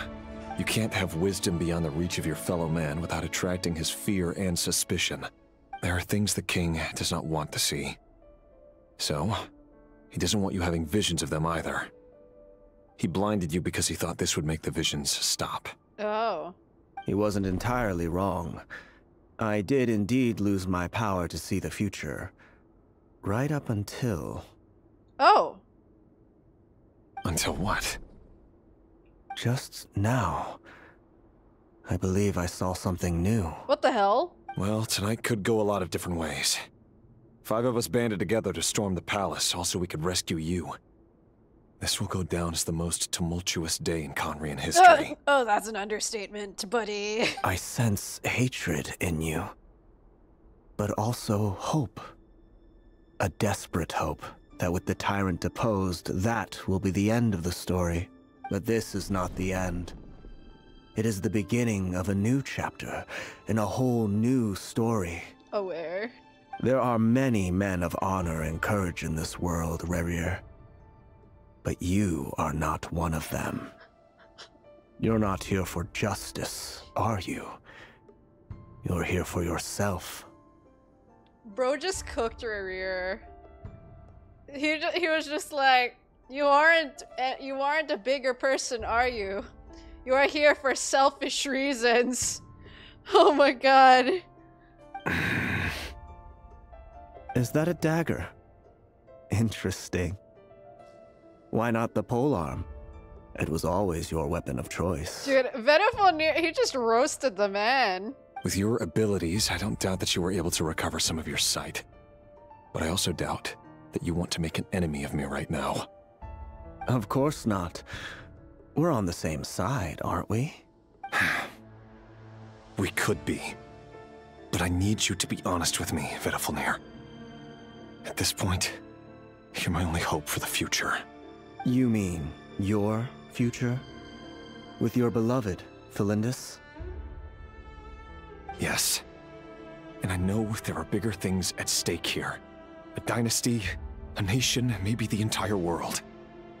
But forgive me, I care first and foremost about myself. This might be controversial, chat, but people have... It's valid for people to care about themselves. Not saying Rerir did not kill the children and then that isn't wrong. But this just makes him a very human character of wanting his life to be in his control. I can't abandon the one I love to save myself. I just can't do it. But you see a broader picture of the future than I. You see the solutions to the biggest problems of our age. So tell me, what is my solution? What's the answer? In matters of fate, answers are either right or wrong. What will be and what will not. Maybe you are willing to pay a certain price in the pursuit of happiness, but unfortunately, fate does not negotiate. That is the cruelest thing about fate. It is unmoved by your sacrifices. Damn. That can't be true. I know it's your voice that I keep hearing in my head, urging me to see how the world is changing, to seek more power, so I can protect the things I love. You show me disaster, but you won't show me how to avoid it? Why? Why are you doing all this? My voice. In your head. Here it is! It was the Abyss talking to you the entire time, Rerir! It wasn't Vedifalnir! It was never him! So, you hear it too? The voice that steals your mind, gains your trust, and drives you crazy. The voices! It's all coming together, chat. It turns out that we are not so different, you and I. Vedifalnir just broke into the strangest smile I've ever seen in my life, as if he'd discovered some monumental secret. But then he suddenly switched to looking extremely weary. Very well then. My advice to you is as follows. You must persevere. Whatever trials and tribulations you may face, be steadfast in the belief that they are your path to the future. For as long as you live, your story with Felindis shall not come to an end. That is the only chance you have of fighting back against fate. Wait. Does that mean Felindis is still alive? Because Rerir's still alive. For as long as he lives, right? It is up to you whether you believe my words. Regardless, that is all I will say on the matter. I have no right to intervene any further. I will hold you to your word. Thank you for setting me free. In return, I will tell you one more thing that you cannot afford to ignore. Just then, a strange wave of energy rippled through the city. We had no idea what it could mean. If I were you, I would head to the Universitas Magistrorum. The Universitas? Oh no! I'm sure we'll be seeing each other again very soon, Rerir. Guys. Whatever Vedifalnir said, I didn't catch it. I didn't even help him out of the prison. There was no time to lose. Oh, the Universitas. That reminds me of a rumor I once heard. Allegedly, the king installed secret mechanisms in the palace and around the city. No one knows where they are or what kind of power they hold. But if they were ever going to activate, it would probably be on a night like tonight. Help! Help! Hold on! Don't let them anywhere near you! Save me! I can't! Ah! That sounded like an explosion. the rumor is true? The king really went through with it? What other means does the king have at his disposal? They must run on power from the Abyss. And given it's a major center of Abyss research, anyone over at the Universitas will be in grave danger. I have to hurry! Get going, Rerir! Monsters! At the Universitas Magistrorum? Why now? Oh no! They're coming! It's no use. The table won't hold out much longer. The weapons. Where are the weapons? Of course. All the lab equipment was upgraded after the inspection last week, but the new weapons haven't been allocated yet. I'm done for. Is anyone there? I need help! Ah! Stay back! Please stay back! Please!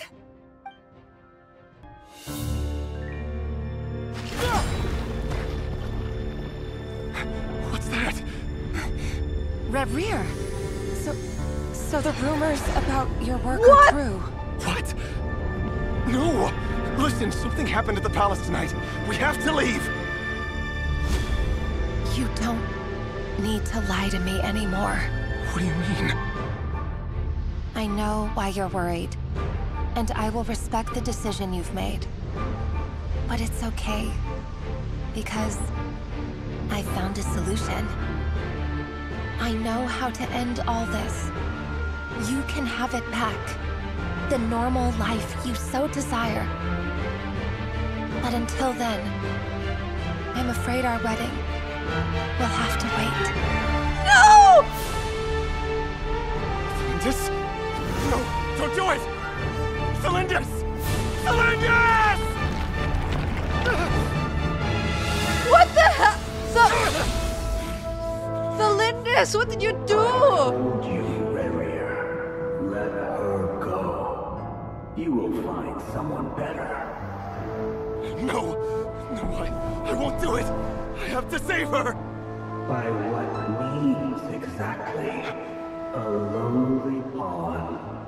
You lack the power and the strength of will. Do you know a way? Tell me! Oh my god, the Abyss is tempting him. Oh! Join us.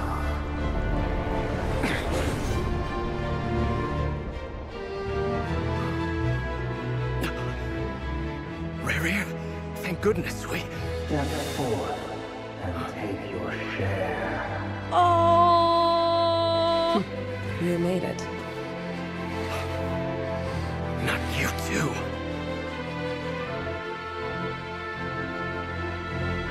Hatred or grief, despair, desire.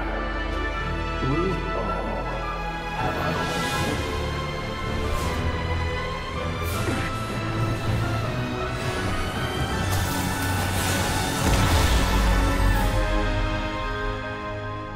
Rerir. Rerir. Celindus? Were you daydreaming?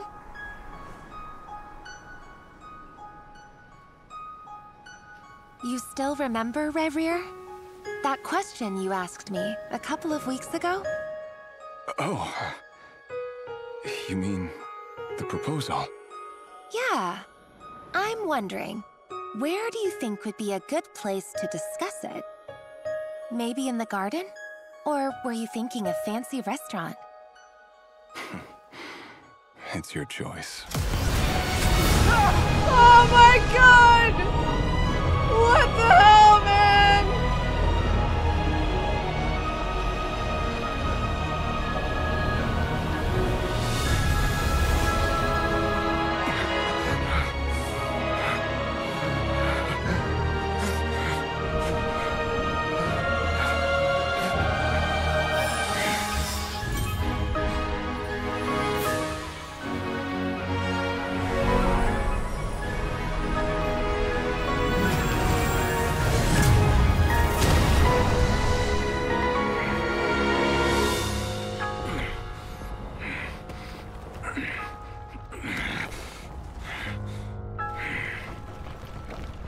I will find you.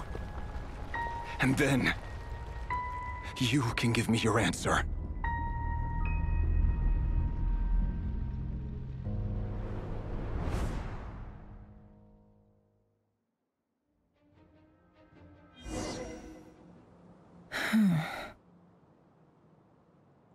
You know, I feel like the Lindis didn't have to do that. I feel like she didn't have to jump into the abyss. Like, why? Why did she... She fell into the... She jumped. The Lindis must have known something. I hope she did. I mean, yeah, she assumed rerir was gonna kill her, but that wasn't this... Surely she had a reason. I mean, yeah, like, as a researcher, she probably knows... Okay, wait.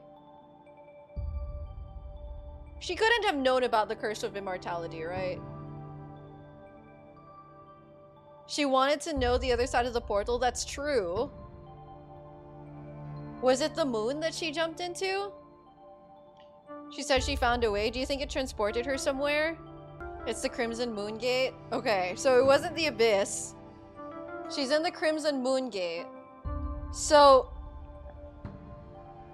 rerir is trying... Do you think rerir is after Columbina so that he can reopen the Crimson Moon Gate? You guys, I am so... The tragedy. The tragedy. The drama. The angst. I'm so here for this. So that's how the Rerir of Solnari was born. A monster created by circumstance is a monster all the same. Viewing other people's thoughts for too long can get uncomfortable. Right now, I'm feeling a strong sense of loathing. In a nutshell, the story of Conria is what happens when the truth falls by the wayside. Everyone tells little white lies, and before long, you have a huge pack of lies that destroys everything. Time to get back. His past is filled with sorrow, but the tale of any fallen civilization is one of endless tragedy. Cruel as it may be, that was Conria's fate. Guys, that was insanity. Everyone, I'm back. Can I get a standing ovation? Never! How are you holding up? Feeling okay? She's fine. Boss is a pro. Yes, I'm fine. You will have seen the events of Rerir's life through my thoughts. It's now clear that he is just a regular nobody, driven by personal tragedy, as he said himself. Fun. I mostly agree. There's only so much we can know about him from his memories alone, but they did give us a clear glimpse into his life in Conria. However, I would not consider rerir to be a nobody. He was deeply involved in the events of that era. Yet, when the catastrophe of a generation strikes, nobody is safe. Sounds to me like you're speaking in riddles again. Is this you urging me not to abandon the people of NOD-KRAI in their hour of need? That's not what I meant.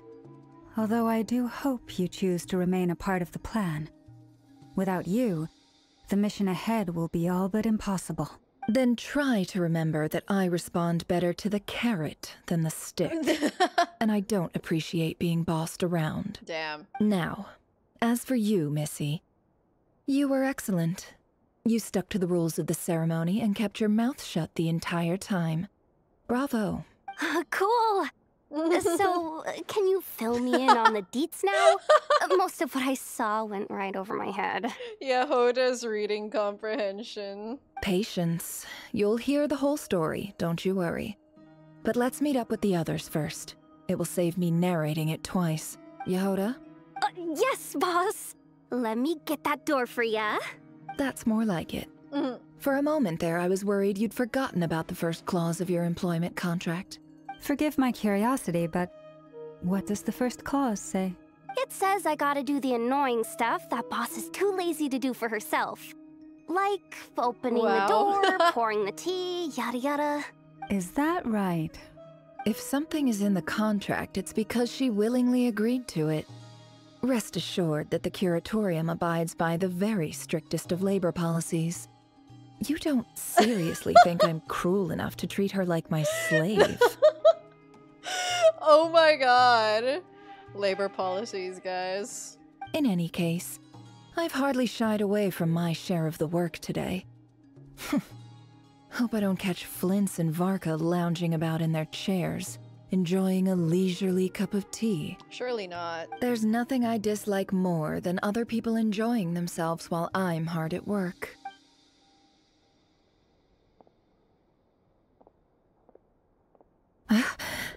Oh no. What do you mean, oh no? Sorry to disturb you, but we seem to have run into some trouble. Evidently so. Don't worry, I'm not about to leave you to fend for yourselves. I'm not that kind of boss. And it would go against the Curatorium's labor policy. Oh no. I'm sorry. What did you hear me say? I wasn't talking about labor policy. Wait. How long have I been standing here? Huh? Not long. You just appeared by the door a moment ago. Did she fuck up? Boss, what's wrong? You look like you've seen a ghost. We've been tricked. We never left at all. Somehow I hallucinated that whole scene back inside the office. Excuse me? Hallucinated? But how? How indeed. This place should heed my will alone. All thoughts and actions that occur in here are just a result of pawns moving across the chessboard in a carefully calculated manner. And nobody has access to this chess set but me. Paimon, rescue team. So you control everything in here? More or less. But yes, it's a special technique of mine. Has anything like this ever happened before? Only once. It was the first time I used the chess set. Huh. Is there any similarity between what happened then and what's happening now? I suppose my thoughts are a little turbulent, which was also the case my first time. Is there anything I can do to help? The first clause of your contract clearly states that I only need your help with things that I'm too lazy to do myself. Meaning you're not feeling lazy right now? Meaning this is not something Yehoda can help with. The chess set is a personal treasure that I alone understand. I must be the one to find our way out of here. Boss, it's fine. Really. Let me do something useful. Oh, listen to you. Whatever would I do without you, Yehoda? She has such a soft spot for Yehoda. What? Really? Yes, really. Where would I ever find another employee as obedient and servile as you? God forbid anything ever happens to you. Oh, okay. Yehoda's like, oh. Well, anyway, I was thinking of fetching some water. There's gotta be a source around here somewhere. You just got Nefer, but she's an acting grandmaster. I'm so sorry. I suggest everyone finds someplace comfortable to take a rest. We gotta conserve our energy. Even though all this chess malarkey doesn't exist in a physical sense, mentally speaking, it's all real. And so is our tiredness and fatigue. You don't want to dismiss mental fatigue. Just because it isn't physical doesn't mean it's any less serious. But anyway, I got your backs, so don't worry about a thing. What's happening? What I understand is that they haven't properly escaped the dreamscape or the thoughtscape that Nefer set up with the chess set. Yeah, they haven't left, basically. And now they're in some weird environment because the chess set, or Nefer, is malfunctioning the chess set. Don't I have the best employees? Jealous much? If we can find a suitable time, I'd love to borrow Yehoda for a day to help out at the Frost Moon Scions. Would you be amenable to that, Boss Nefer? Oh, Lauma. Have I ever told you just how pretty you are? Beauty runs from the tips of your antlers to the depths of your imagination.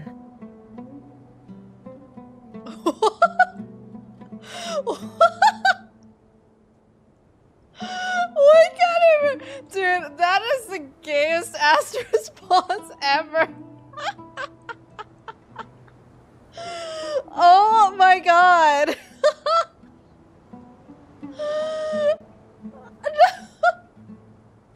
Time to rally, everyone. Follow me. As we continue our journey, the same rules will apply. That means stay focused and no talking no matter what we encounter. And don't disturb the chess pieces. You have my word that I will get us all out of here. I can't.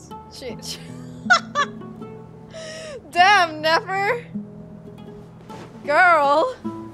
I wasn't expecting visitors at this hour. Wait, is that?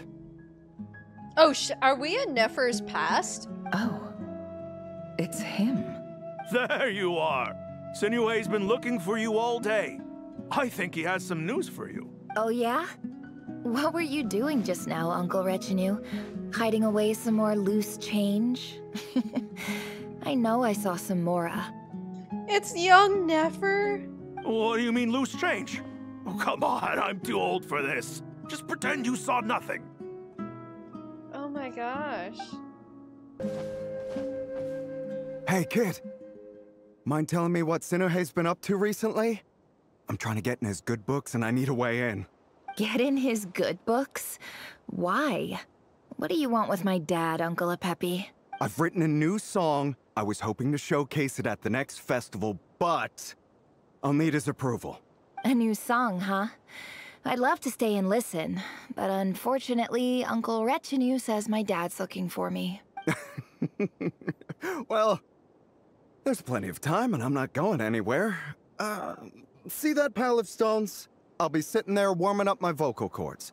Come find me when you're done. Pile of stones. Got it. She's already collecting intelligence as a kid. Hi, Dad.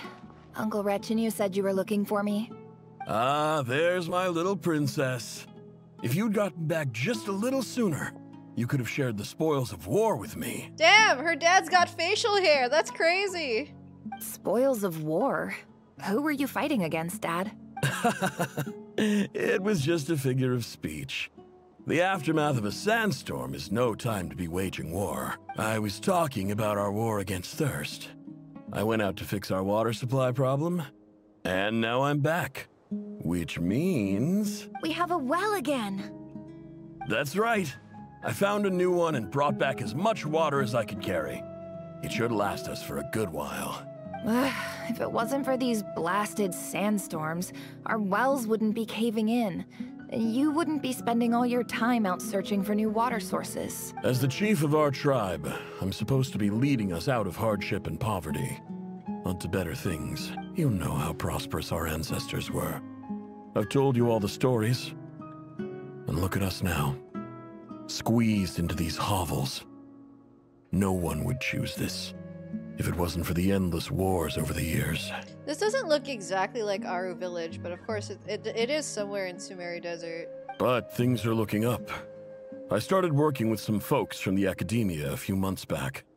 They gave me some contacts in return for my assistance in the desert. Okay.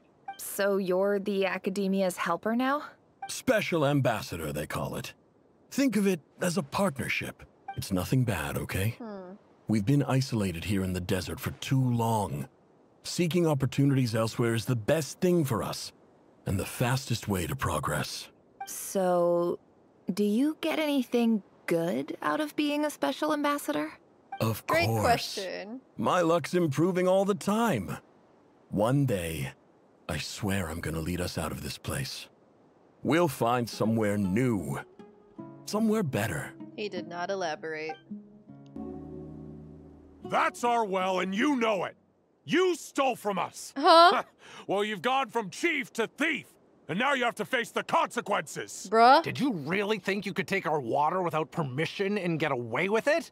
You're either brave, stupid, or both. Damn. And that special ambassador act? Yeah, nice try. We spoke to the academia. They said it was all news to them. Did someone trick him? You're a liar and a cheat!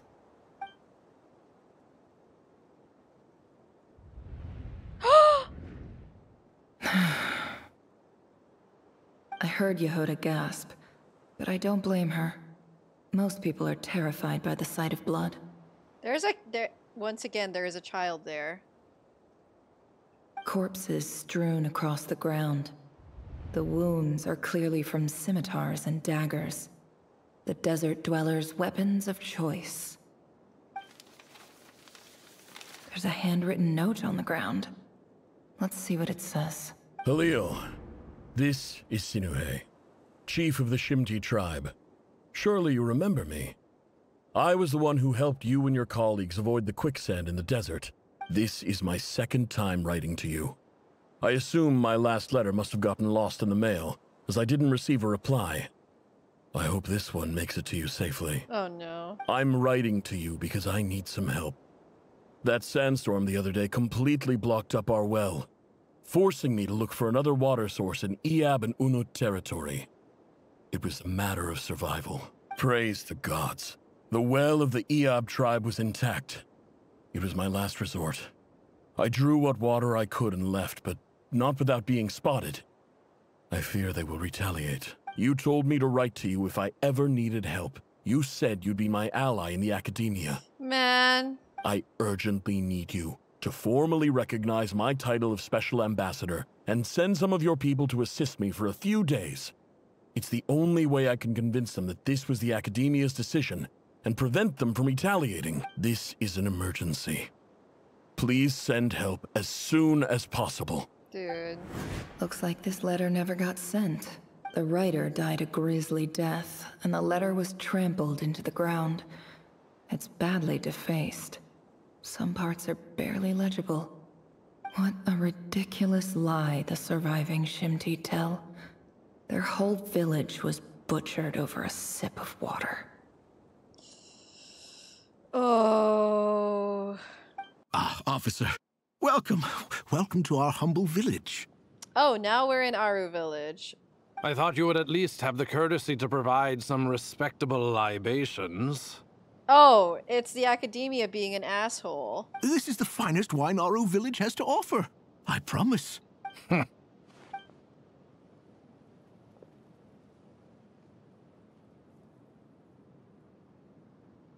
The academia has agreed to reserve a single space for a candidate from your village. But I remain skeptical of this entire endeavor. I highly doubt anyone in this desert possesses serious academic potential. Please, have faith. If not in us, then in our God. The child we found shows great promise. I beg you, take her away from this place. Give her a chance. Don't let her talent go to waste. I don't recognize her. New arrival? She showed up here a few days ago and we took her in. She's a really bright kid. Oh. Please help. I'm begging you. They sent her to the academia? She studied in the Dude, I don't know anything about Nefer's backstory. This is news to me. So, where are you from? Nowhere special. Just a sand dune. What about the rest of your family? How many of you are there? Just the one. It's only you? Correct. So, no brothers, no sisters, no mother or father? Any who have slept on a bed of sand, I call my brothers and my sisters.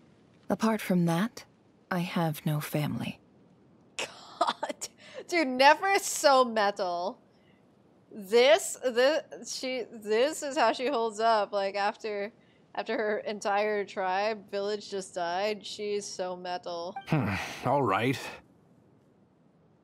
Get over here. Sign your name on the form. Never? You're rather fair-skinned for a desert dweller. What a response! No, I think she just wants to hide as much of her background as she can, I think. Nefer, this term's assignments have been issued already. Please read through the materials thoroughly, conduct your own additional research, and then write an essay on the topic. Yes, Professor, I'm aware. I just had a couple more questions I wanted to get your perspective on. Oh? Please, ask away. Well, I saw the other students' problem sheets, and I couldn't help but notice that my assignment is much easier than theirs. Do you really think I'm a weak student? A weak student? Goodness, no. Quite the opposite. You have a sharp mind. Almost too sharp. Okay. I think what you're saying is, a weak student wouldn't have noticed the discrepancy. And if they did, they certainly wouldn't complain about the lighter workload. You see, sharp as they come. You see things the way they are. And I'm sure you know why they're like that. Because of where I come from. Because I'm different. I'm sorry, Nefer. I don't like it any more than you do. It's just... Anyway, you said you had a couple of questions. What's the other one? I wanted to check... If someone sent me a letter to the academia, where do I go to collect it? Ah, your family wrote to you. Well, as long as they put your name on the envelope, someone should hand it right to you. Not exactly. It's not even a recent letter. I was just curious where the mail would end up if no one collects it. The House of Dana, I expect. I know there's a box for unclaimed mail somewhere in there, probably sitting on a shelf. Whatever you're looking for, that'd be the place to start. Okay, got it. Thank you, Professor. Oh, don't mention it. Honestly, I feel like I failed you. I'm supposed to be your teacher, but I haven't taught you anything. I don't know if the assignments were his doing. Maybe they weren't. Hey, don't say that. You're a great teacher, and you do your best for all your students. Oh. But the rules are the rules. You're not allowed to teach students like me. Damn! Academia truly not beating the racist allegations. It's not just the academia either. The whole world bends over backwards for the successful and leaves the losers to suffer and die. Oh, my dear child. Don't tell me you've given up on life already. I haven't. I just think that if you want to make it in this world, you have to find a way to become successful. Oh boy. Oh. A dilapidation survey from Port Ormos. Looks like it's from a Core of 30 representative. What a strange thought. A bunch of mercs losing sleep over rundown buildings. This one was never even opened. I guess the recipient didn't care what the Core of 30 had to say about anything. Who was it addressed to? I don't recognize the name, but it must have been a Kasharawar professor. This one is addressed to the Immorta Sage. The title is Changes Observed in Satyavada Life Symptoms. Why do all these letters read like full-blown dissertations? True. Guided by the incense, we became lost somewhere in the forest. All the barriers between levels of consciousness disappeared as our minds soared around in circles, looking for a branch to seek refuge on. Ah, yes. In clinical terms, these symptoms fit the description of incense poisoning. The Immorta Darshan strictly prohibits the use of hallucinogenic substances, but I believe there are still people getting away with it. For example, my neighbor who always breaks out into song and dance after using incense. This seems like something the academia would want to know about. Why wasn't it collected? Wait, what's this written on the back? It's so small. The note says, "The sender authored this letter while under the influence of mushrooms." Huh. I would send it back, but no return address was provided. Stamped by the Grand Conservator of the House of Dana. Okay. This next one is addressed to Grand Sage Azar. Hello. A few words of protest regarding recent changes in Sumeru's educational policy. In recent years, the academia has taken on a small number of students from the desert region, as per the policy to this effect. However, it appears to me that these students have not, in fact, been provided with educational opportunities that are, in any meaningful sense, equal to those enjoyed by their peers. Okay, someone is aware. As well as receiving dumbed-down assignments and perfunctory tutoring, they do not even have full access to the Akasha system. Oh my god! Education is the fundamental purpose of this institution, which should go without saying in a nation whose founding virtues are knowledge and wisdom. I ask you, is the lip service we pay to the policy of education for desert students truly the standard of pedagogy to which the academia aspires? This person is dropping bars. As Grand Sage, policy decisions are your prerogative, but do not forget your roots. You and I were once students too, as was everyone else, and I do hope you will give some serious attention to this matter. I encourage you to discuss issues like this with myself and others, and listen to some alternative opinions. Great letter. Shame it didn't get to where it needed to go. Yeah, great letter. And the sender is... Sage Cyrus of Spontamod. Wait, have we met Sage Cyrus? I didn't realize anyone else even knew how bad students like me have it in this place. Hat guy? So this is where letters from the Sage of Spontamod end up? Nice one, Grand Sage. Really enlightened leadership. Sino's mentor? Yeah! Whatever. This isn't what I came here for. Moving on. I'm not exactly holding out hope that a letter sent from the desert would even make it here. But if it did, where else would it end up if not in this box? I can't believe how much discarded mail there is. Must have been years since someone last went through it all. And this is just one box. The whole house of Dana is boxes on shelves. I don't believe for 1 second that any human being has sat down and read through all the documents in this place. She will. Who has that much free time on their hands? Dude, she's going to read through all these unsent or unreceived letters, and she's going to know everyone's secrets. She's going to know all the tea. Wait, could this be it?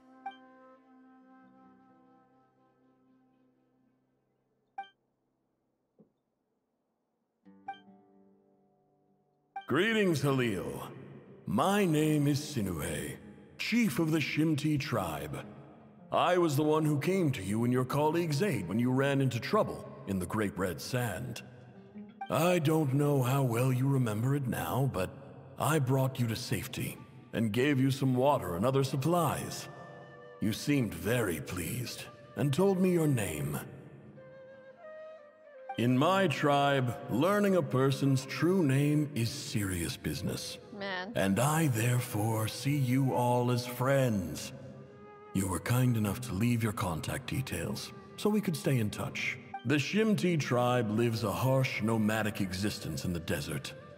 You were sympathetic towards my plight, promising to make me a special ambassador of the academia and help us find a way to make a better living. This brings me to my reason for writing. Our tribe has fallen on particularly hard times, and I would like to ask for your assistance. There was a terrible sandstorm a few days ago, which blocked up the well in our land. To ensure my people's survival, I had no choice but to venture into Eob and Unut territory in search of an alternate water source. The Eob and Unut are descended from the Thamudians, while we trace our ancestry to Tulatala. Oh. We worship the Lord of Flowers and have had relatively good relations with our fellow tribes up until now. Yeah. I found a well belonging to the Eob tribe. They declined to help us, but I really had no other option. So I took some water to keep me and my tribe alive. My actions are certain to incur their wrath.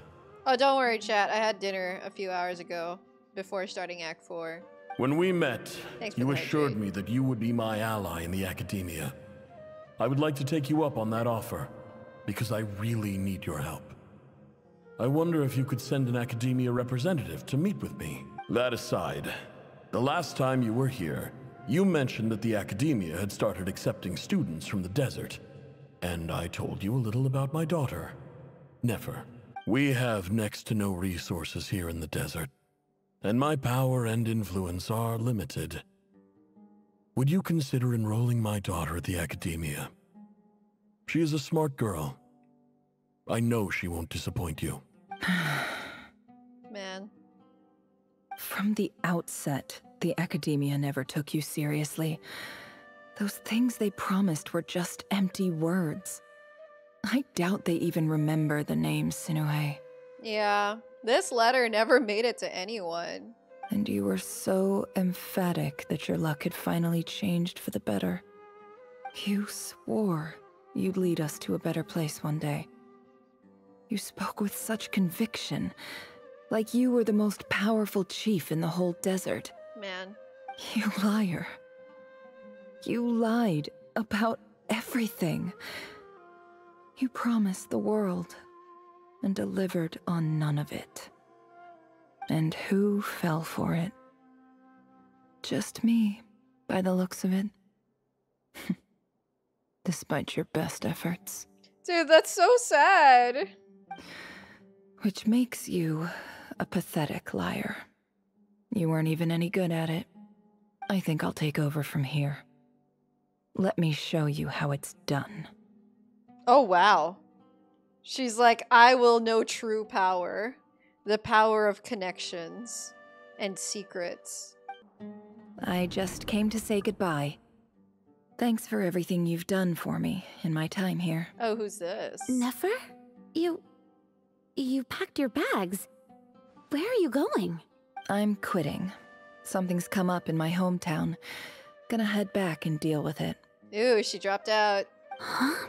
But this was a hard-won opportunity for you. You know that better than I do. It was. But it doesn't matter. I have more important things to deal with, and they can't wait. Oh, and I didn't want to overfill my bags, so I left some incense on your desk. What's wrong? I thought you liked incense. Although, I did read somewhere in the House of Dana that it has hallucinogenic effects. Don't use it all at once, alright? Luna, what are you doing? Isn't this the stuff you brought from your hometown? You're just letting me have it? But you said it's a rare and valuable commodity. These two must be close. Maybe even roommates. Yeah, about that. I lied. It's not rare at all. There's this bunch of ruins near my hometown that are practically overgrown with this plant. It's not worth much. Keep it. It's fine. But Nefer... All right. That's all from me. You take care. Don't forget me, okay? I mean, we're more than just classmates, right? We're friends. They're friends! Yeah. I'll remember you. I lied again. That incense is worth a fortune, and it's a rare find even in those ruins. Oh my god, Nefer. And as for remembering her, I have far too much to do when I get back. No time to reminisce. Damn. I'll be lucky if I even make it through this alive. But either way, I expect I'll forget you pretty quickly. It's a pleasure to meet you, Mr. Arif. Hello. So, what does the Academia want? Since they've sent their special ambassador, I assume there's a big business deal to be made. If not, I'd be very disappointed. Ooh. Please, sir, lower your blade. You're lucky I'm the one they sent. Not all special ambassadors share my admiration for the Eab people.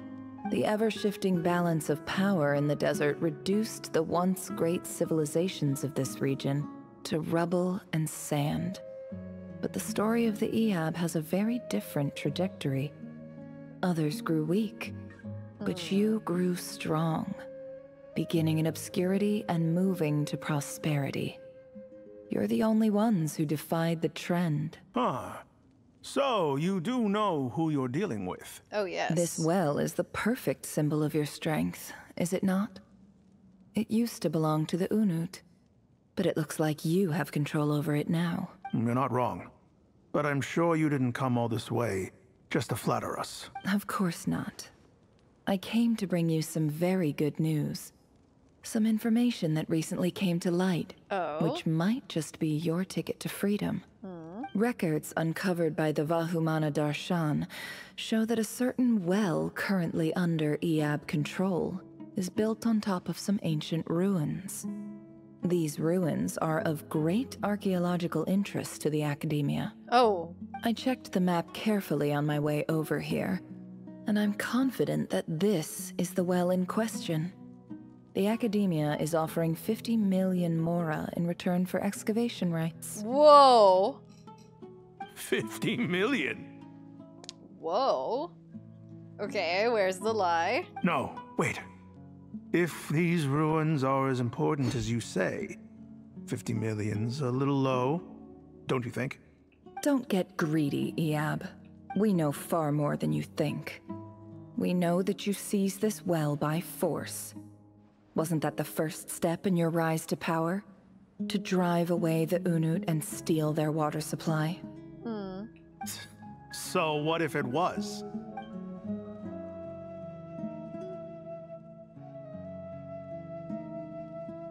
Don't worry. As unscrupulous as it was, it's something we're willing to overlook. The Academia is only interested in dealing with the de facto power holders in the region. I hope I am making myself clear. And I hope your words are the truth. If I find out the Academia is trying to play me, I'll hunt down every one of your people and make you watch as I cut their heads off one by one. Is Nefer gonna disappear and let the Academia take the fall? I assure you, Chief, that would not be in your long-term interests. You don't want to make an enemy of the Academia. You see how I'm dressed, don't you? I appreciate that you've never been to the rainforest, but surely even you recognize an ambassador's attire when you see it. Oh, is that... Okay, that's funny. And what does a barbarian like you have to lose anyway? Oh my god.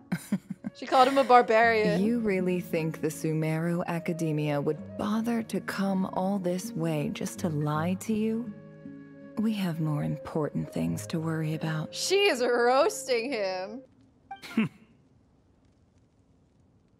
All right, I take your point.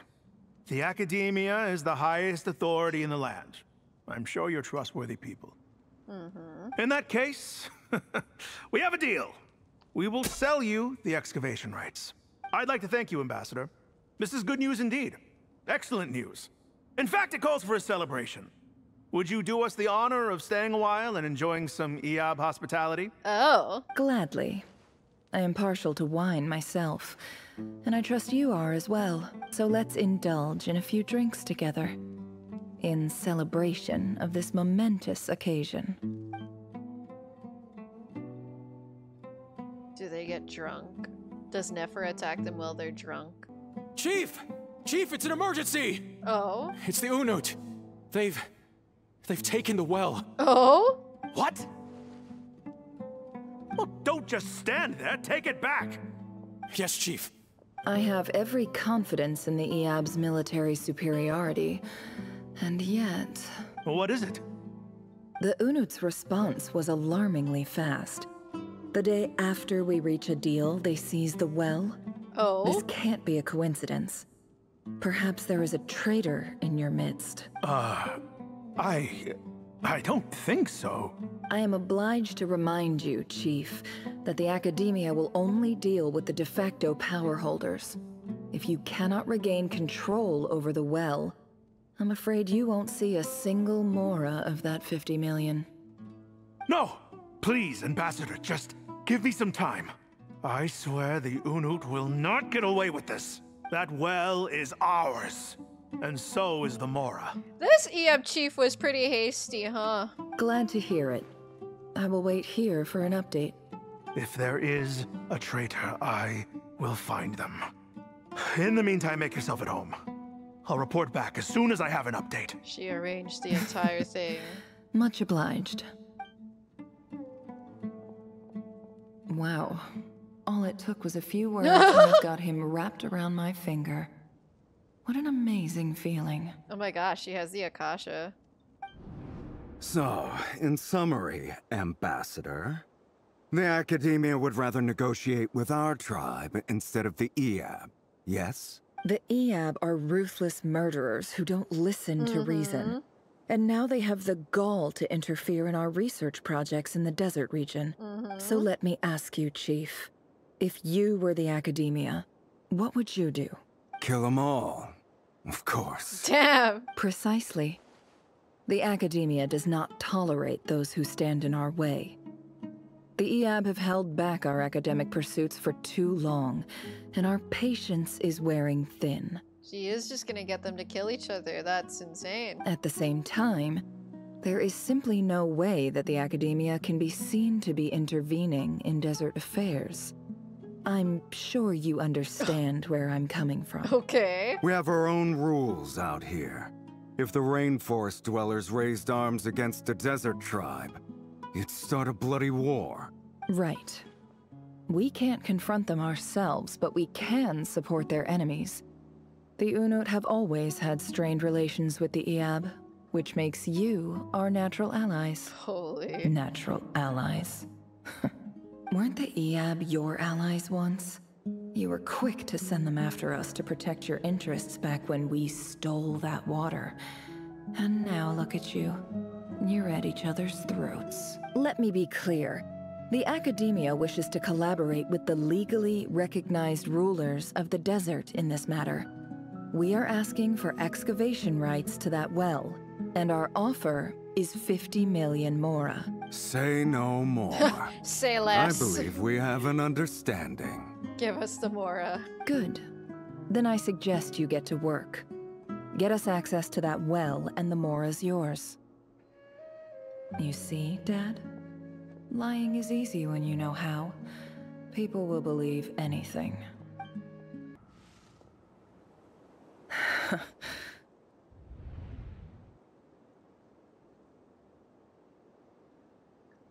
Dude, the dagger in the thigh?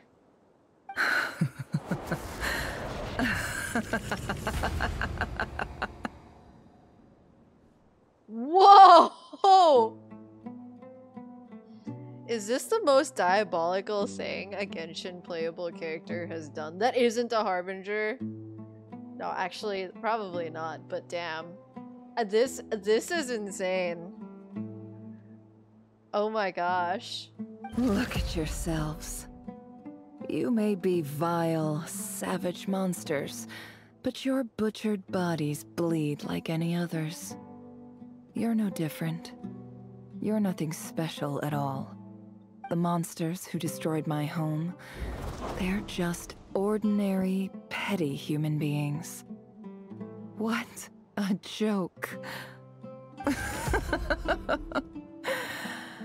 I think we're even now. Maybe I've even done the desert a favor.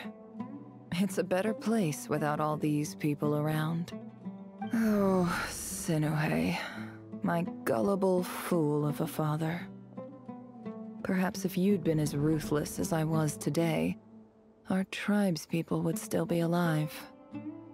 In this dog-eat-dog world, a chief needs to be tough to survive. But you couldn't do what had to be done. So I did it for you. It's her. It's us. It's Yehoda Traveler and Lauma behind. Nefer, it's okay. All of this is in the past now. I believe I remember you promising to remain silent. Yeah, but even so... Yehoda, is there anything you can do to ease the tension? Alright, time for a sharp turn onto a completely different topic. So, anyway, that's enough of that. when are we getting out of this place? Feels like we've been walking forever. I'm getting pretty tired. Oh, Lauma, you tired? Yeah, trust Yehuda to break the ice, guys. Yes. If we can find somewhere to sit down, I could certainly do with a rest. It's not far now. There should be a temple just up ahead. Yes. Really? A temple? That's where this story ends? I guess that's how things go in the desert. Desert dwellers can never escape their destiny. Or so everyone says. You mentioned a temple. What's waiting for us there? My biggest trade secret of all. Oh? Ah. Then I'm guessing it's where you got your power from. The power to peer into other people's minds. I didn't know you were clued up on any other religions. I'm no expert in the history of Sumeru, but since you come from the desert, I would imagine it has something to do with King Deshret. King Deshret mentioned? Sounds impressive. Oh, I know who you mean. General Mahamatra Sino. The spirit of Hermanubis dwells within him. That's Boss Neff for ya. She knows everything. Sino's hardly a figure of obscurity, but I know about Sethos too. Oh, guys, she knows everyone in Sumeru. What about him? Is he a big deal or something? Well, he's not a small deal, let's put it that way. You sure know your stuff. Please, this is the bare bone basics. Save the flattery. Thanks for your patience, everyone. I'm sure it's been a lot to take in. With any luck, that's our exit just up ahead. And what's funny is that Jonathan just went live, and we're gonna raid him. And he raided us at the start of this stream. Uh-oh. I'm totally out of my depth here. I don't have anything to add about any of this stuff. Like, look at that statue, for instance. I want to do the whole name-dropping, this girl knows her stuff thing too, but I've never seen anything like it before.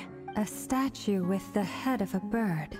Something out of Deshret's mausoleum. That's Thoth, the Ibis King. Ooh. One of the 7 pillars of King Deshret. The legends say that he, the Crocodile King, and the Goat King were the 3 retainers of King Deshret. Oh. Let's take a look.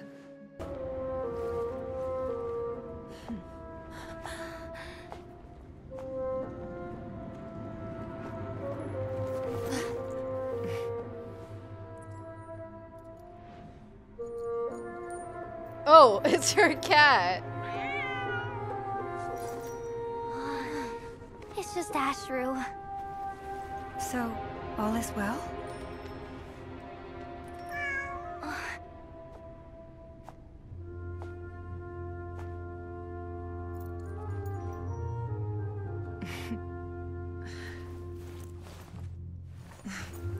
Typically speaking, at this point, the world disintegrates. Then we find ourselves back in the outside world. Besides, these are my memories. There's nothing to fear. You're sure? Of course. It's almost over. Oh! What the fuck?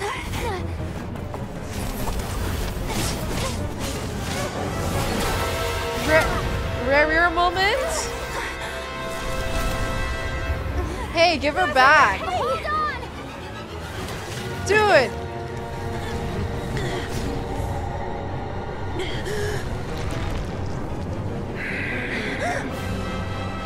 Knowing too much. Okay, how did he get in here? Always a death sentence. Speak for yourself. How did he get in here?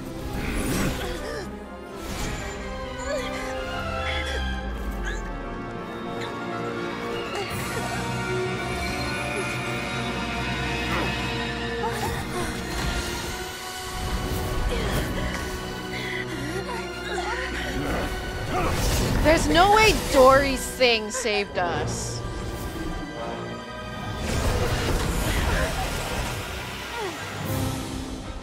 How repulsive.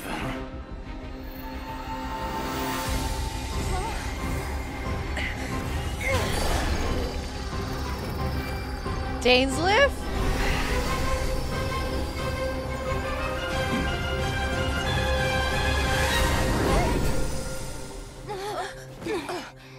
Oh!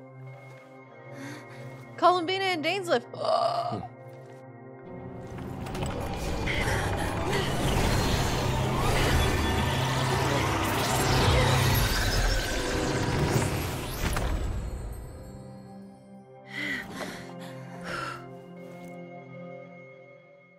Dude, Dory's, the thing that Dory gave her, right? You guys remember that? It saved them. What the heck? Timed that pretty well, didn't I? It's okay.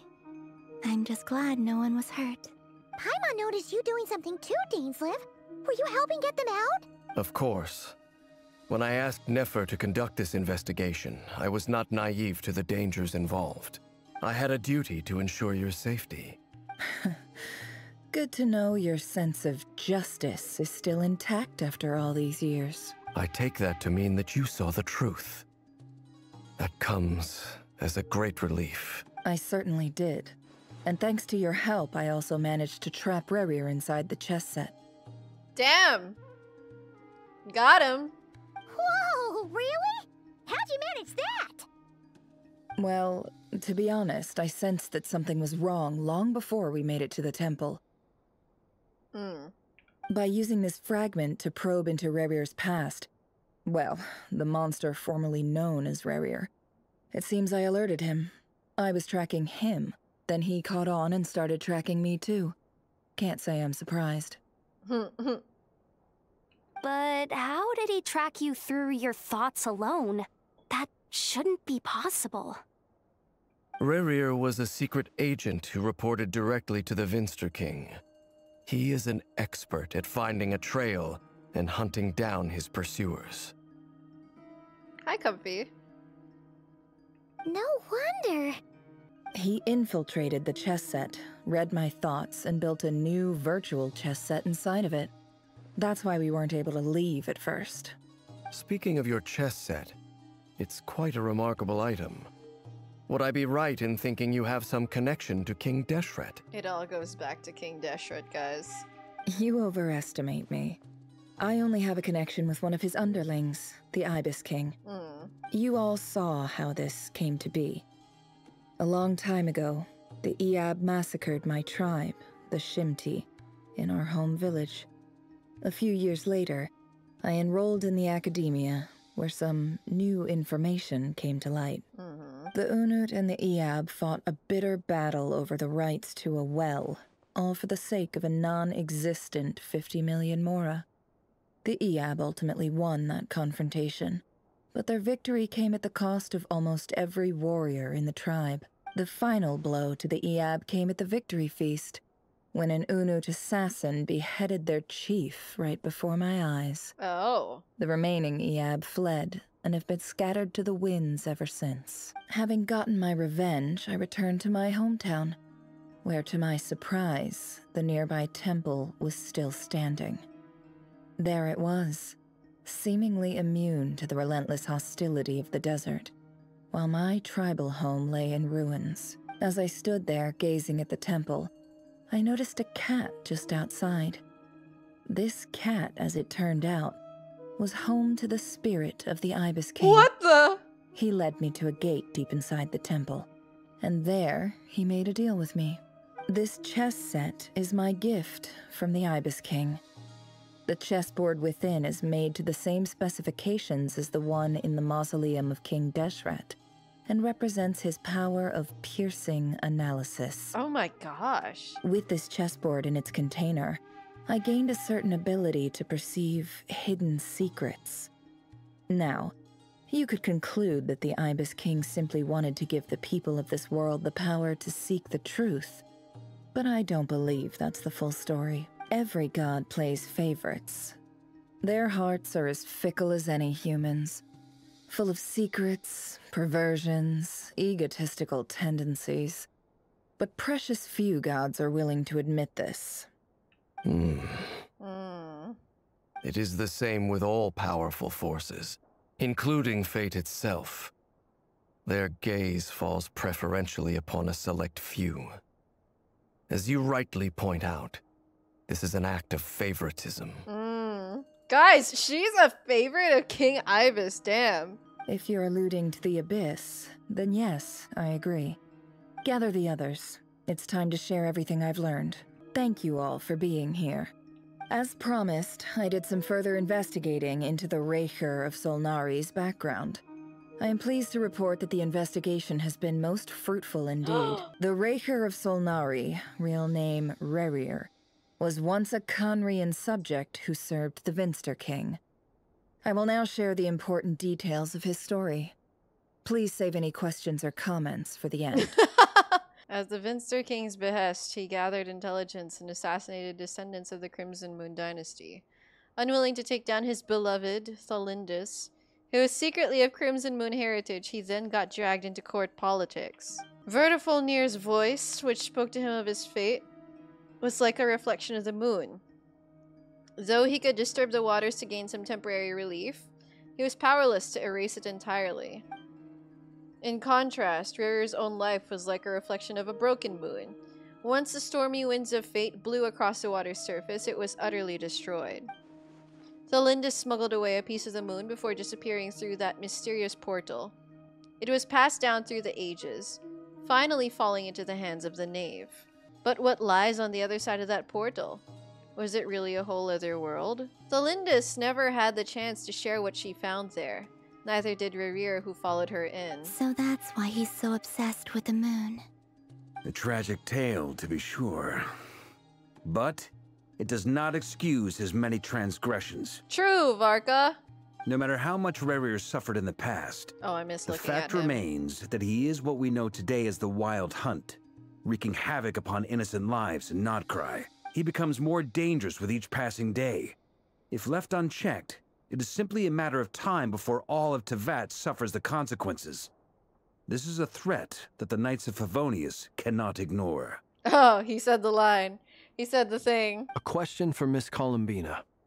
Forgive me if this is presumptuous, but have you ever seen the spatial gateway that appeared in Rerir's memory? Never. But I have heard stories of something called the Moon Gate, and this seems to fit the description. Miss Lauma, any thoughts on this? In the lore of the Frost Moon Scions, the moon is believed to hold many secrets. Some sources speak of ancient knowledge, others of a gateway to the unknown. The term Moon Gate is one I have heard before. But as is the case with all of our legends, there are no records of any first-hand witnesses. We cannot know whether it truly exists. Thalindus is going to be the first living proof of it. Then back to Miss Columbina. As a moon goddess yourself, do you have some idea of where the Moon Gate leads to? Not at this stage, sorry. I do hold the power of the Frost Moon, and my strength is recovering well. I can sense that the gate would open at my command, but... But there's more to the power of the Frost Moon than that? Yes. A moon goddess has the right to open the Moon Gate, since it is a path to the moon. But as never mentioned, holding open a spatial gateway takes a huge amount of power. And right now, I need to conserve my energy to fight the rerir of Solnari. I'm afraid this is one mystery we may have to leave unsolved for now. No! I agree. Better to save your strength. But if you'll humor me for a moment, I have a bold conjecture of my own regarding the world beyond the gateway. I highly suspect that neither Thalindus nor Rerir made it through unscathed. The evidence pointing to this is the fact that the rerir of Solnari exists in the form of countless fragments. With the abyssal power he wields, no ordinary foe can touch him, let alone tear him to shreds. And yet, the Wild Hunt proliferates wherever his scattered fragments lie, drawing hordes of monsters to many different locations across the land. So your theory is that Rerir was physically torn to shreds by some powerful force? Oh, and jeez. Why the Wild Hunt is a distributed phenomenon, rather than a unified one? Makes sense to me. Explains why the Wild Hunt is so pervasive, and why he's been trying to piece himself back together. He was whole to begin with, and he wants to be whole again. Without the power of the Abyss on his side, he almost certainly would have perished the moment he was torn apart. But the Abyss, much like a curse, has kept him alive. I could not agree more. The power of the Abyss is most surely a curse. It is a compelling explanation, and one that accords with my present understanding of Abyss creatures. Whether the life form in question is primitive or advanced, if a curse has extended its lifespan unnaturally, it will continue to survive in spite of everything. This raises some interesting questions. I will run some experiments and see if there is any validity to my suspicions. Dude, Varka's so tall. Holy crap. That being said, regardless of whether my research bears fruit, I would like to thank Miss Nefer for conducting such a thorough investigation. Already, it has greatly enriched my understanding of the entity we face. My pleasure, Mr. Albedo. I too hope that the information I have shared today proves useful as we look to formulate the next stage of our plan. Hey! What is it, Dainsleif? You look really upset! It's just... when I think of the man I once knew as Rerir, I struggle to understand why things had to turn out like this. Man. The two of you used to be friends, didn't you?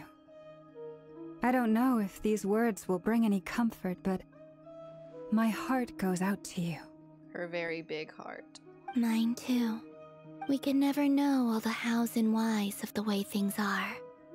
The moon and stars are full of untold secrets and lies. And the skies are host to many more mysteries than these alone. Yet, none of that can begin to compare with the complexity of human life. Those are the first comforting words I've heard in a long time. Thank you, both. I guess the Traveler never really comforted him, huh? Well, I think this is a good place to end today's meeting. I'm sure Nefer needs some time to recover. She's been through an awful lot today. That's very thoughtful of you, Lama. Of course. Sounds good to me. Take some time to rest and digest before we reconvene to nail down a plan. Rest and digest. Hey, is this a bad time? Hope I didn't kill the conversation. A one-on-one with Varka? Hello, sir. It's never a bad time. Are you here to wish me good night? Nice room. Oh, I'm not coming in, though. Oh! Bro. What the fuck? Why is he here? Why not? What's the point? point? It's just a hotel room. True, Paimon, why not? If it's all the same, I'll just stay out here. I might not look the part, but I'm technically a knight. Barging into people's private quarters isn't the kind of thing we do. He says it's unchivalrous. Anyway, Nefer went back to the curatorium to get some rest. But before she left, she shared some things with me that I thought you should be aware of.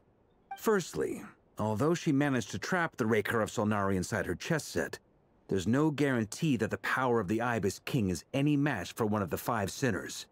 Their powers are beyond our comprehension. It's only a matter of time before he finds a way to break out. We have to come up with a plan and take care of him before that happens. Honestly, Paimon figured that might be the case. So, how long have we got? Well, I asked her that same question. She talked for a long time, but for the most part, it seemed like she was trying to convince me how precious her chess set is. What a long and storied history it has. It felt like some kind of sales pitch, you know? What? The kind where you end up handing over Mora against your will. Anyway, after all that, she finally answered the question. 2 days, at most. 2 days? Oh. Holy moly! Can we even recruit enough help in that time? That remains to be seen. Which brings me to the second issue. Dainsleif is obviously conflicted about this whole thing. But given how little time we have, there's no way we can pull this off without his help. You have some history with him, right? Do you think maybe you could talk to him for us? Oh, we have to convince Great. Dainsleif. I appreciate see. it. That's All our right, job, huh? on to item 3. So, Albedo, Durin, and I put our heads together and came up with a plan.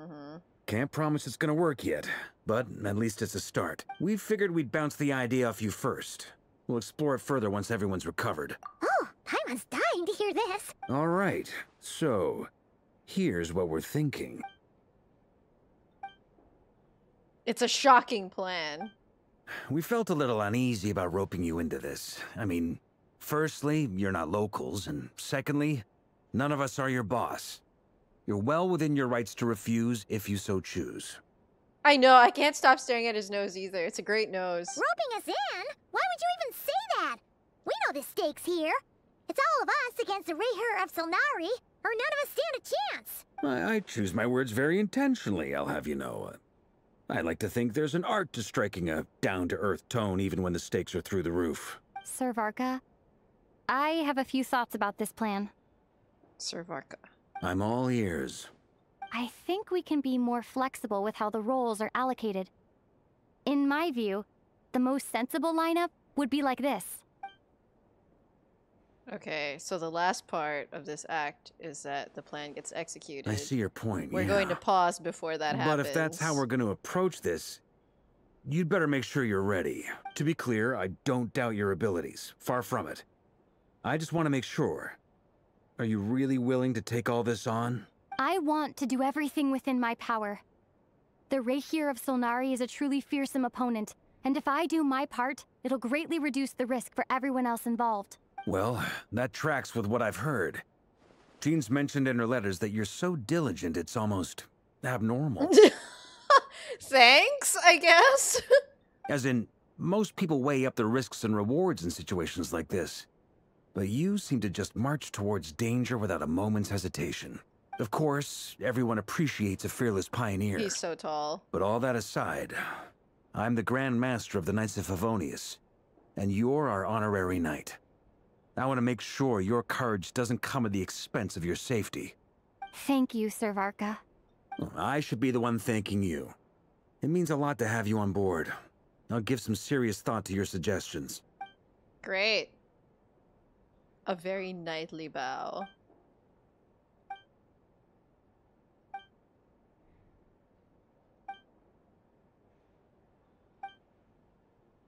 So many lives are at stake. You may never meet most of them, but whether they know it or not, all of them are counting on you.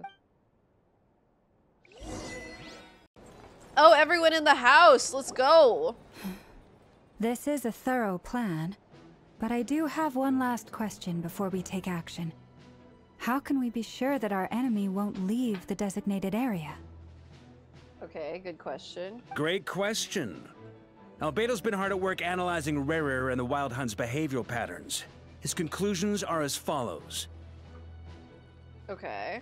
Firstly, from the earliest known confrontation until now, rerir has never displayed any ability to manipulate the dimension of space. So it's unlikely he has any power in that domain. Secondly, he seems to have a particularly strong vendetta against our group. If we I wonder put him in a why. fight-or-flight situation, he'll choose to fight every time. Okay. Thirdly, finally, and most importantly, he is consumed by hatred, both for the moon and for his enemies. It sounds like he's reading Rerir's horoscope. Turns out, we tick both of those boxes. We have a reincarnated moon in our ranks, and a spy who accessed his private memories without permission. He'll be baying for blood, not looking to escape. As someone who's had their fair share of interactions with the Wild Hunt, those all seem like valid observations to me. Understood.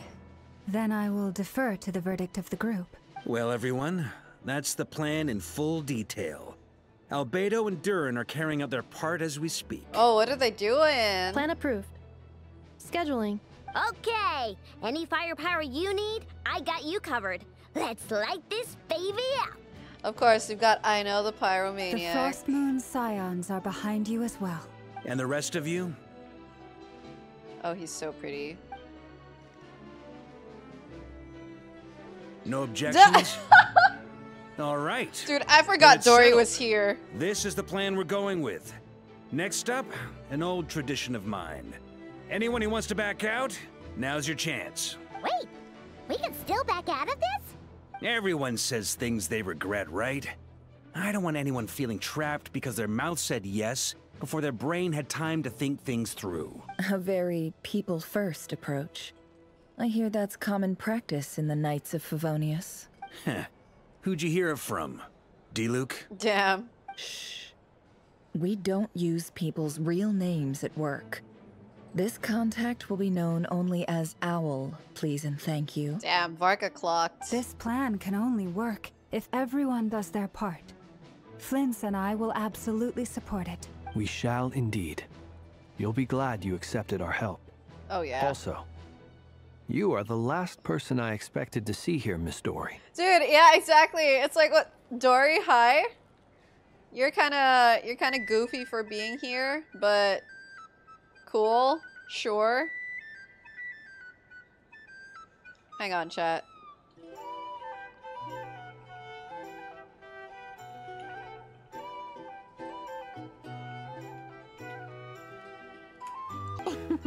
It's not often I get called Dory in a work context. My peers usually call me Lord Sangama Bay. So, the longer your name, the higher your net worth. Is that the idea here? Lord Yehoda. In that case, Mr. Flint's here must be worth a fortune. That's right, I know your full name. It's... Oh my gosh, what is happening here? The walls are thin here.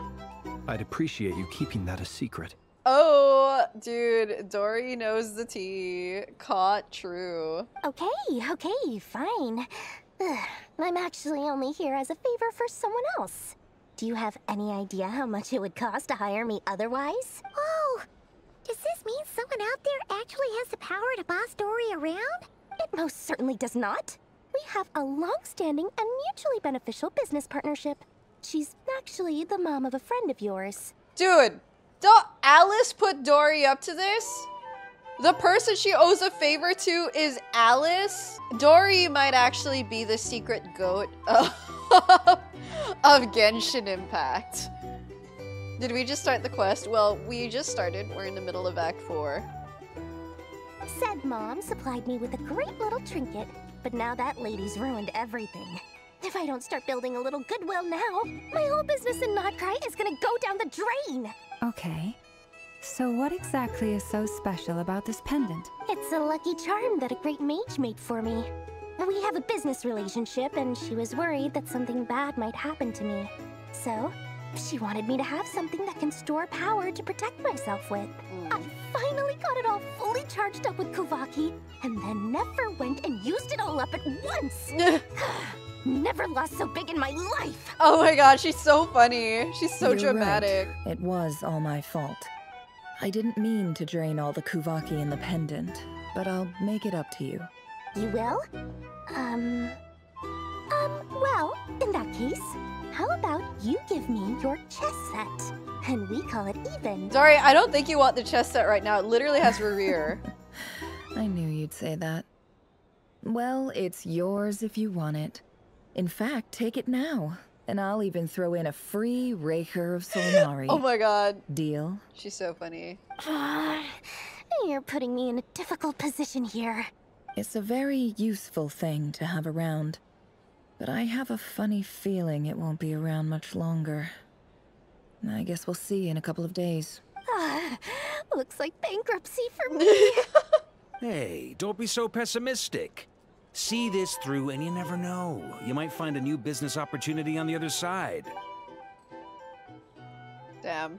Dory, how are things going? Feeling ready? Oh, I was born ready. We only have 2 days. You think Lord Sangama Bay would let an opportunity like this slip by? Don't forget, when something's in high demand, the people with the goods on hand get to charge the highest price of all.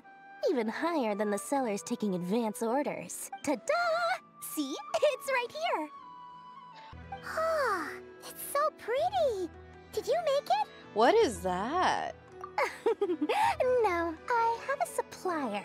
We go way back, so he made me a very attractive offer. Aha! No wonder you were talking about lucky charms at the meeting. You've been getting Kaveh to make them for you. Kaveh mentioned we won! That's not the full story. It actually started a while back as a project between me and the Dendro Archon. Huh? Mage Alice once warned me that this world won't stay safe forever. There may come a day when everyone faces a great crisis. I passed this on to the Dendro Archon, and she secretly brought together a research team made up of Sumeru's top scholars to invent a technology that could keep people safe. I won't go into the details because it's all very complicated, but if you want to know more, you can ask the Dendro Archon about it sometime. Huh. Anyway, point being, it was the Dendro Archon who asked Kaveh to build this little contraption.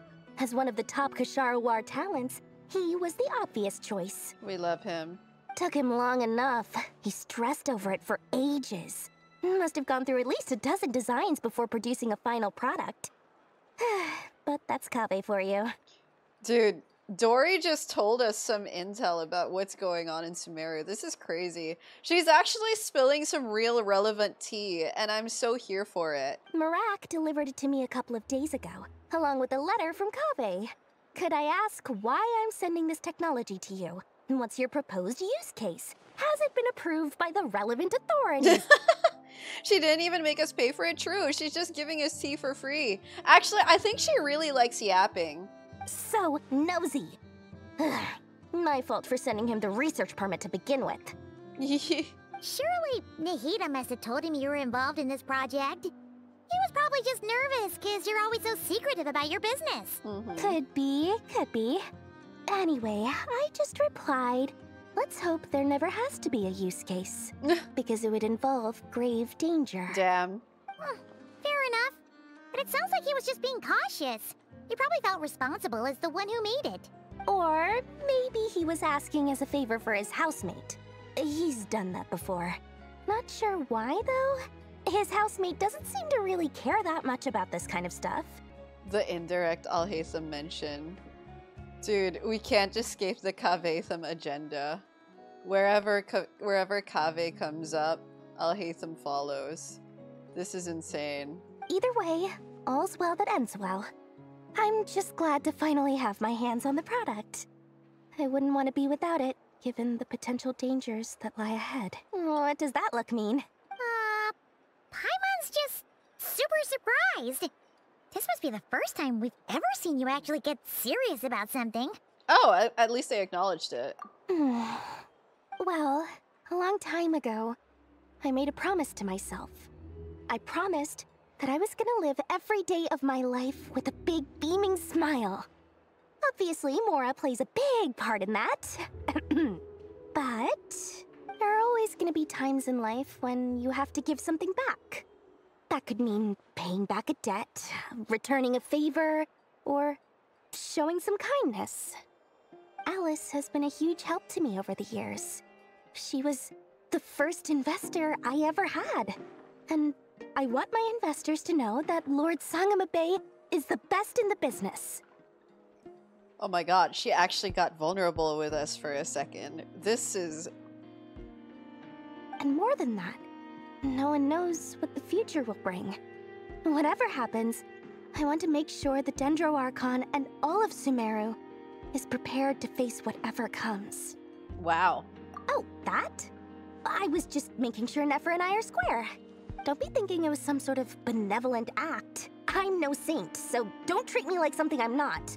My priority is doing the business that I want to do. So long as my conscience lets me, but it usually does. That's the Lord Sangama Bay business model. Alright, if you say so. I do say so, and that's the whole point. I'm a businesswoman. Don't go trying to figure out what kind of person I am. You'll exhaust yourself. Much easier for everyone involved if you just take my word for it. Aww. Oh, and could you two help me get this stuff where it needs to be? Thanks so much. You're my favorite assistants. Traveler, Paimon. It's good to see you. Dude, Durin's cute. Everything going smoothly over here? Our son. Sort of. As you're probably aware, Varka, Durin, and I captured some abyssal creatures from the Wild Hunt. Per the plan, we dissected and analyzed some samples of these creatures. The process went very smoothly.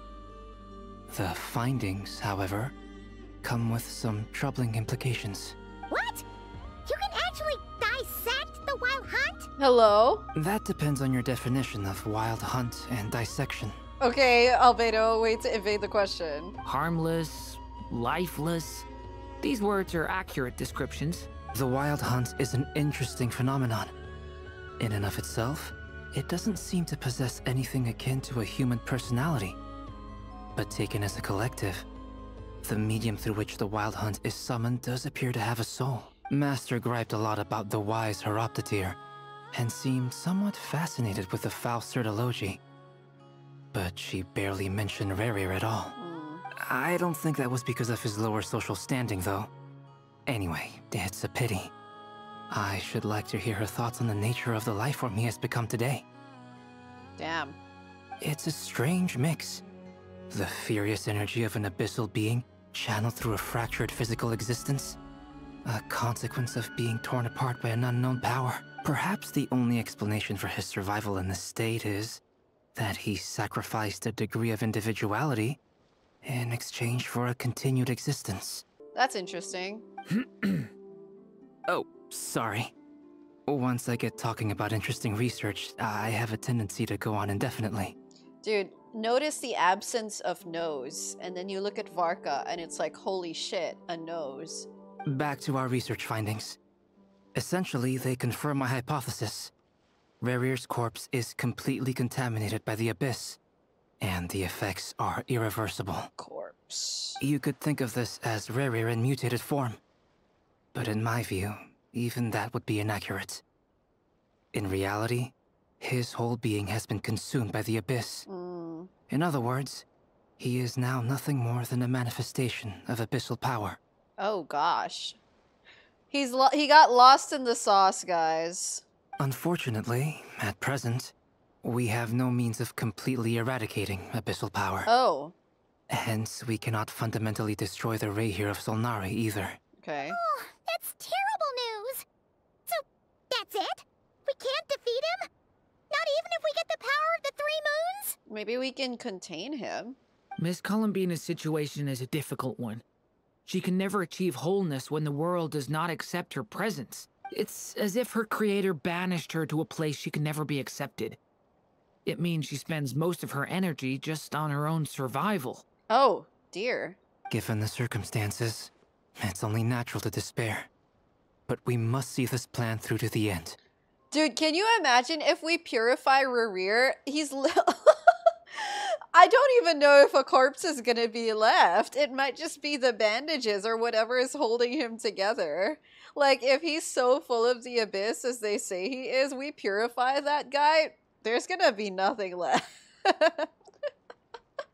Time to kick off the backup plan. Oh, Paimon almost forgot. This is for you. Dory asked us to bring it. Ooh. Ah, how wonderful. Well, thank you for making the trip. Durin and I will be heading off shortly. I'm sorry I won't be there to protect you in person this time. Please be careful. All right then. Stay safe. Miss Lauma, is everyone here? Yes. The fate of my flock is in your hands, Grandmaster Varka.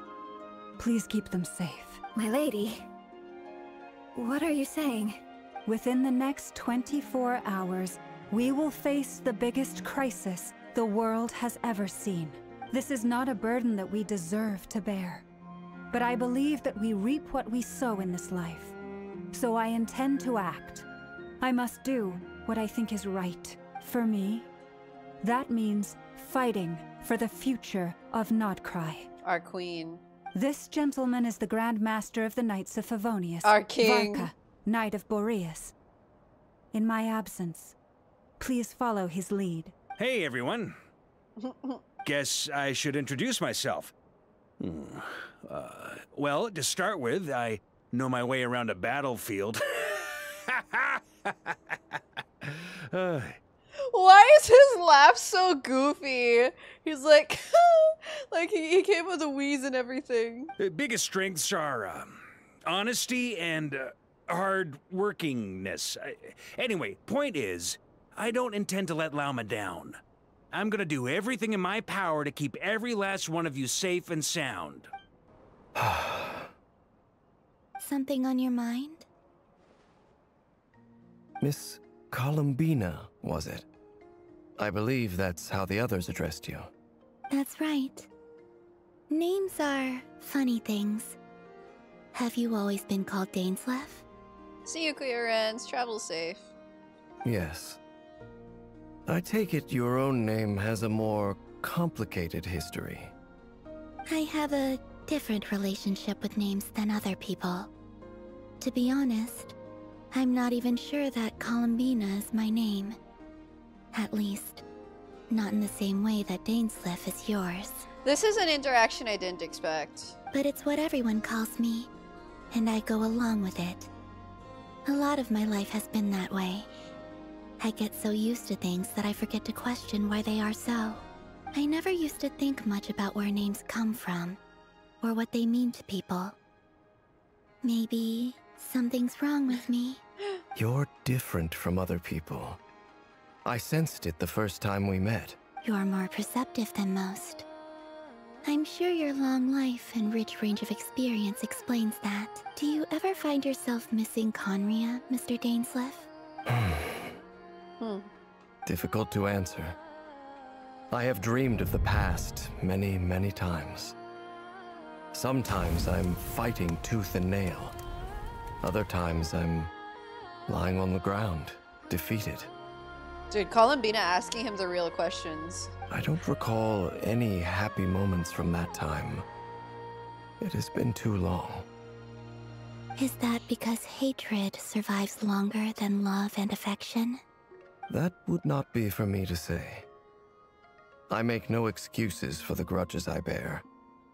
But whatever the reason, I remember little that was beautiful or sentimental. Thank you for your help with the Rerir situation. Without your efforts, I never could have learned the hidden truth of his story. You're welcome. I know he's your friend. Man. Friend? He betrayed me.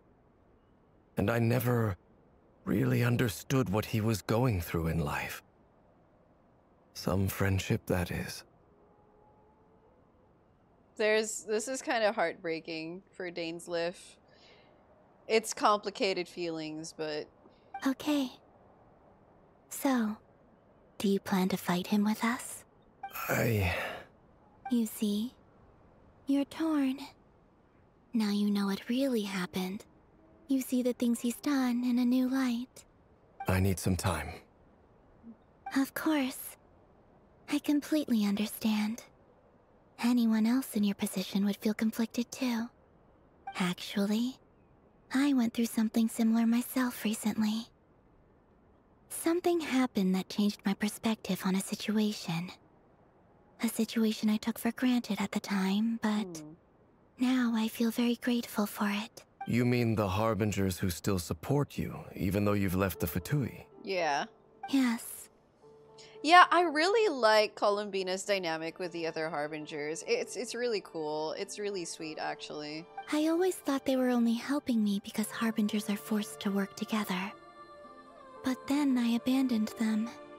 A warrant was even put out for my arrest. And even now, they still support me. Which means I was wrong about them all along. And like, this is so big for her because she's so used to help and goodwill being a transactional thing, right? And she's like, these Harbingers have no reason to still support me, but they still do. Clearly, they view you as a friend. I feel a little guilty now. I regret not seeing her help for what it was, and not treasuring it.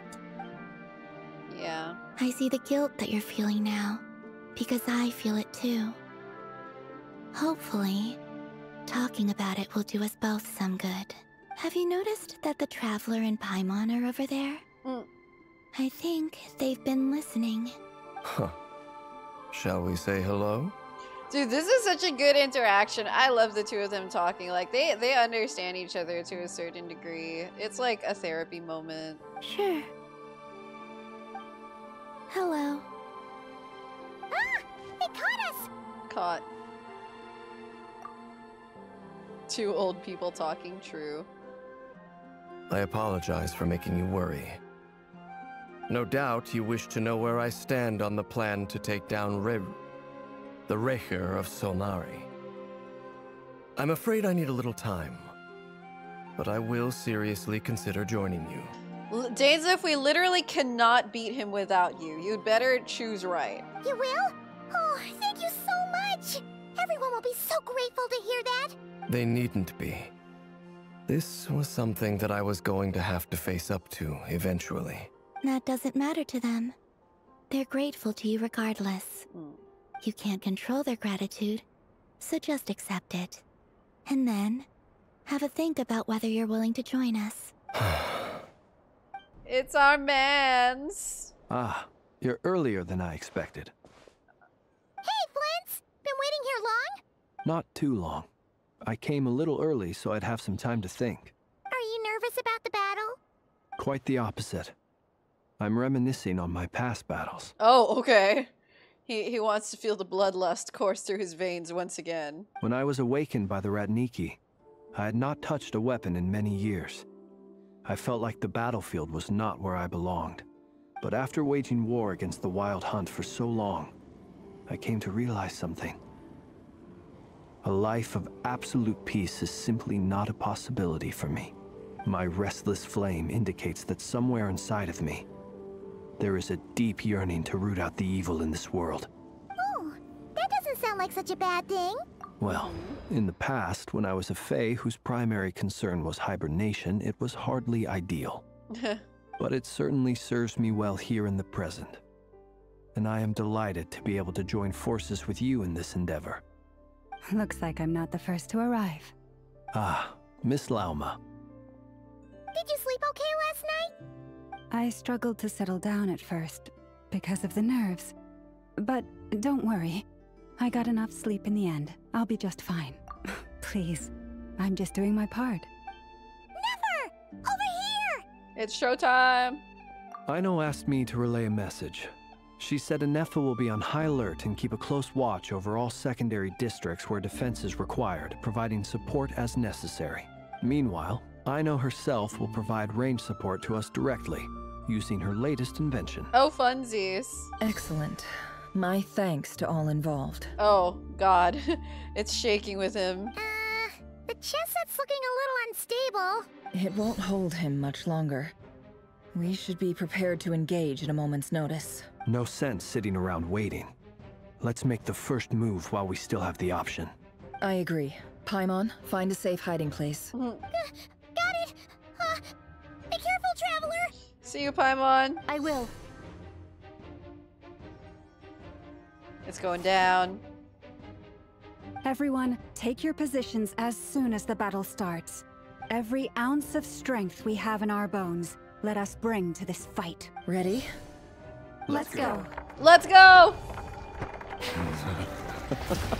I've seen all your futile ploys before. You have become the authors of your own demise. I wouldn't be so sure about that. You are merely a moment of sport before I tear down the moon. Oh my God. They're going for it. They're going for it. Oh, are they gonna perspective shift us right now? Oh! What the hell? Moonlight. Now, get out of my sight! No! We've been separated. Oh, shit! You okay? Curses. There's no other way.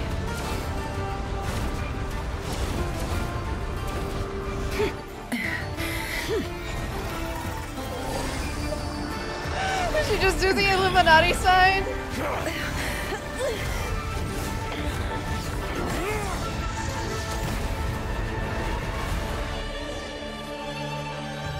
The only way to defeat rerir is to borrow his own power. Okay. That means Columbina will have to disappear while you two bear the brunt of his attacks. You have to hold on.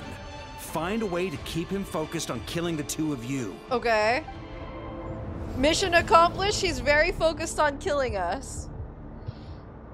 Never! Your eyes are bleeding. Soon you will be powerless to resist.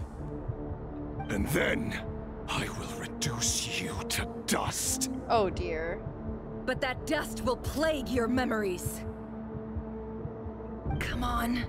Keep holding on. Any other tricks up your sleeve? Let's see them. As entertaining as they are, you've backed yourself into a corner. Oh my god. You don't fool me. I see your fear clear as day. I have to stoke his rage. Make him unleash everything. Rage bait him more! You fear what you could never defeat. You fear the thought of never being able to save your beloved. Go, Nefer! You cannot win the fight against fate, Rerir! Oh god. Is that what you think? Well, now it's your turn to feel afraid! What's he gonna do? You fear the sound of your own name? Is it us you hate? Or is it what you've become? Let's see what becomes of you!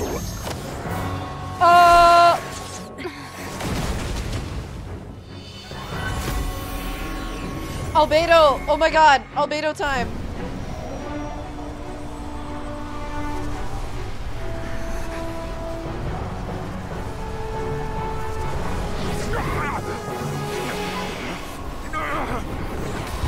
What's happening? That power. Oh! I've seen it before. Oh! Oh, Dirt's flying! His power is on another level. We'll need to use an alchemical array to convert his power into a usable form. Then quickly channel it into Columbina, rendering her powerful enough to compete with him. I'll join you. I can help. If I release enough abyssal energy into a confined space, it'll create a potential difference, allowing us to extract a huge amount of elemental energy. Ooh! Next, I'll synchronize with everyone's minds using Pyro, then give you temporary access to their abilities and fields of view. But it won't last long. Using Pyro? Can you see? Well enough.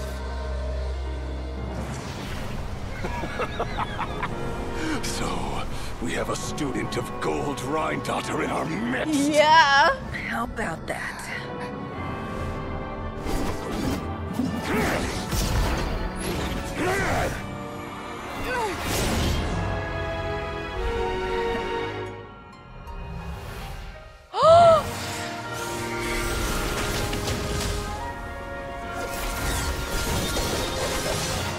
Holy shit!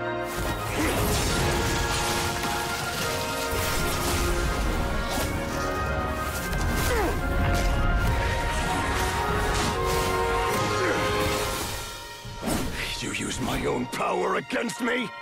Just like how you stole Kuvaki. Look familiar? That's so hype. We've come full circle. Oh!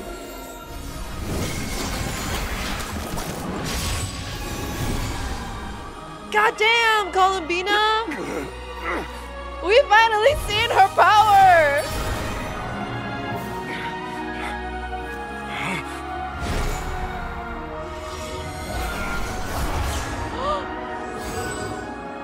Don't you realize? You don't have the power to hold that gate open. I don't, but someone else does. Oh my god! Goodbye, Rerir.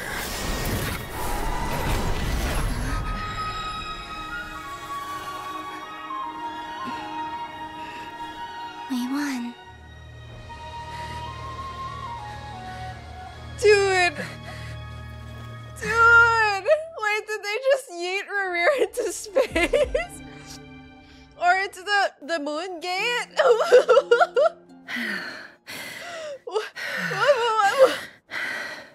It's the moon gate? I know, he became child. So they couldn't beat him, so they yeet him. If you can't beat him, yeet him. Dude, that was so metal. Like, Dainsliv literally just like standing there, goodbye, Rerir. Rerir saw eternity flash before his eyes when Dainsleif came into view. He was like, holy fuck. Nefer, how are your eyes? Hopefully she'll recover. They're fine. Apart from the blindness, of course. Wait, is she actually gonna be blind? Is there no coming back from this? It's not too late. Let me handle it. Okay. Llama, fix her! Miss Nefer, it's not like you to lose your composure. That was the most reckless thing I've ever seen you do. Why are they flirting right now? Reckless how? The situation was critical. Our lives were at stake. We had to do something. Even so. Okay. I guess you're right. Under the circumstances, it was a wise decision. You traded your eyes for an incredible victory. In business terms, I suppose that's a huge return on investment. I'd be hard-pressed to argue otherwise.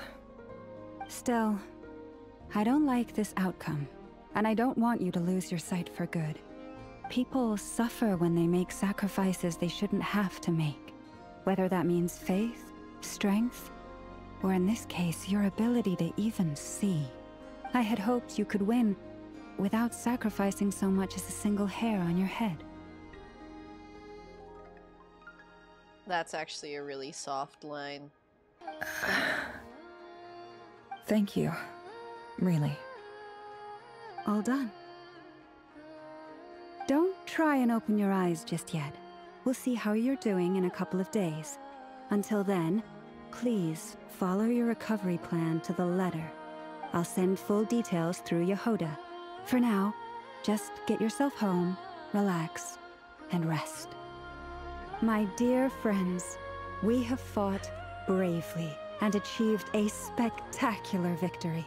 A dark cloud has been lifted from the skies of NOD-KRAI. All in this land will be grateful for what you have done. You know, does that mean Rerir will never find Celindis in the Moon Gate? If this has an epilogue that actually shows, like, Rerir finding Celindis, I'm gonna lose it. The moon will remember this day. Thank you both. Yehoda shows up and helps Nefer get home. And you, of course, have Paimon to escort you back. The sight of Nefer navigating the road with her eyes closed is a new one for you. She proceeds cautiously, but as her silhouette disappears in the distance, you notice she seems almost smug. There's something I want to let you know. Oh? What is it? When Durin connected everyone's minds so I could access their powers, I also felt everything they felt. And since Nefer's eyes were injured, my eyes are hurting now too. Oh. Hold on. Let me try. I only feel the pain. There's no actual damage. I just thought I should tell you. You're right. There's no damage. That's a relief. But I must say, I'm surprised to hear the Kutar share something like this with me. In the past, you never used to open up about yourself. Things are a little different now from how they were. I'm learning to share how I truly feel with my friends. Aww. She's learning. Friends. You have no idea how glad I am to hear that.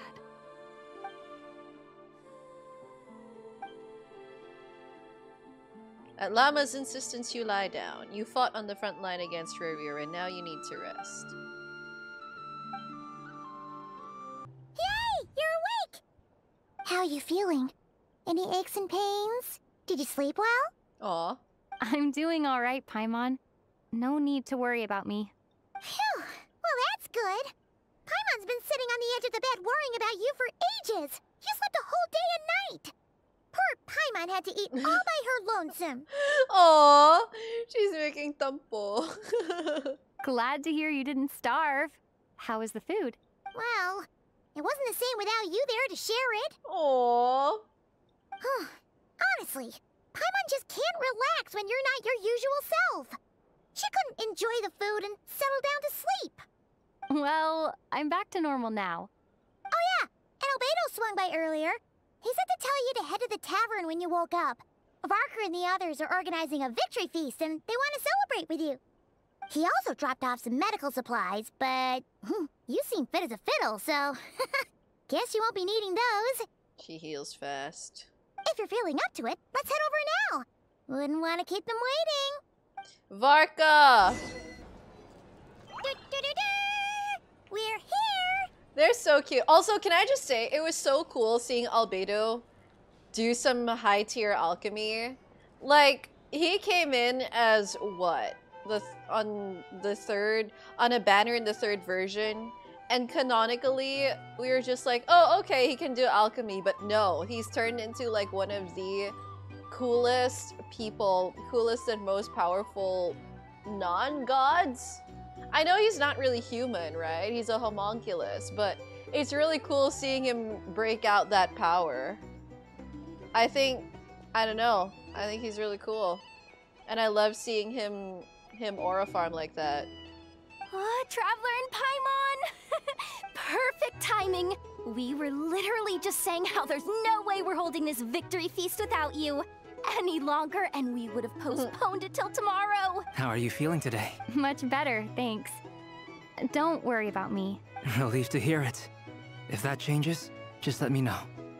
Happy to check you over at any time. Yep, we're here for you. Anything you need, just let us know. Oh wait, where's Nefer? How are her eyes doing? Nefer's right over there. Nefer! I'm sure she'd love to catch up with you. Are your eyes healing? Hi, the off. Took 9 characters to take down Rerir. True!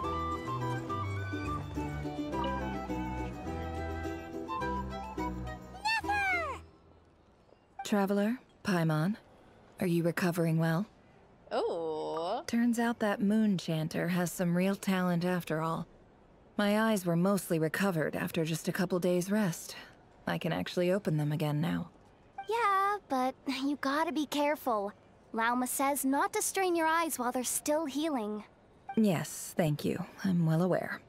Yehoda, could I borrow you for a moment? I could do with an extra pair of hands.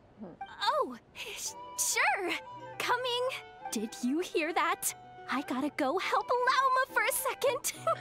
You guys chat among yourselves. I'll grab some drinks on the way back.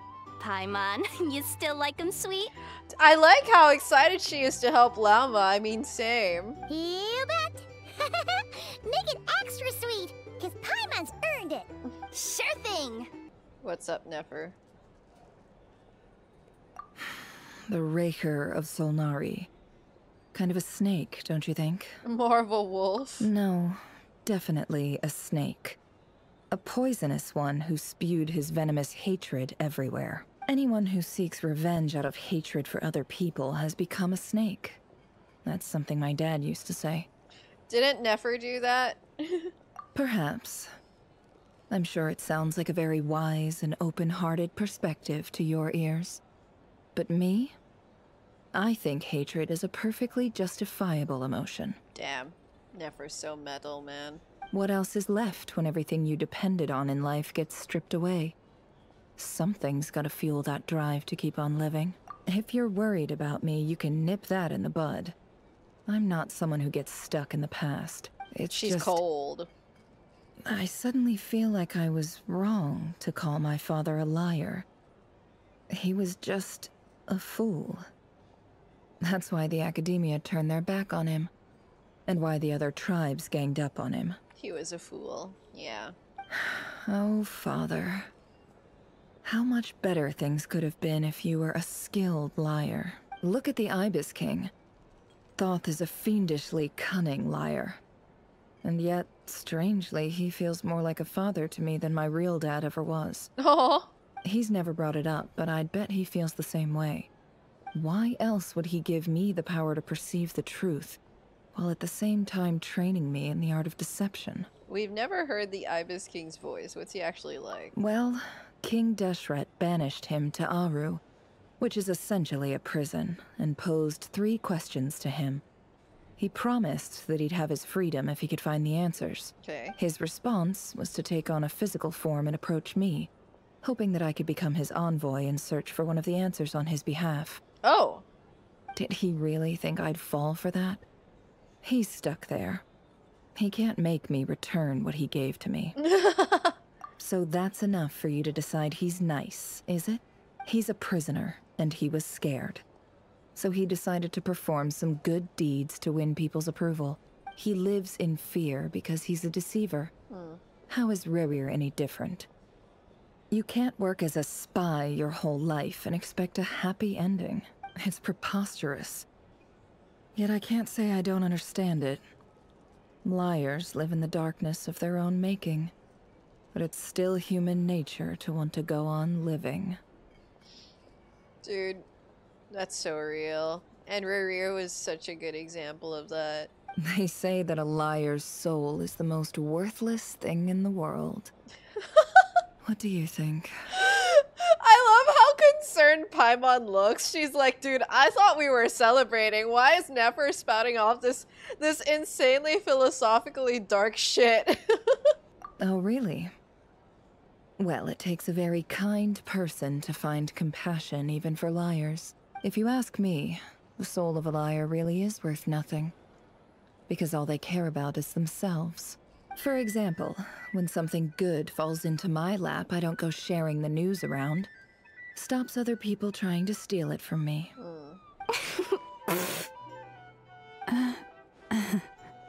I was feeling some people over there may have overheard that. So be it.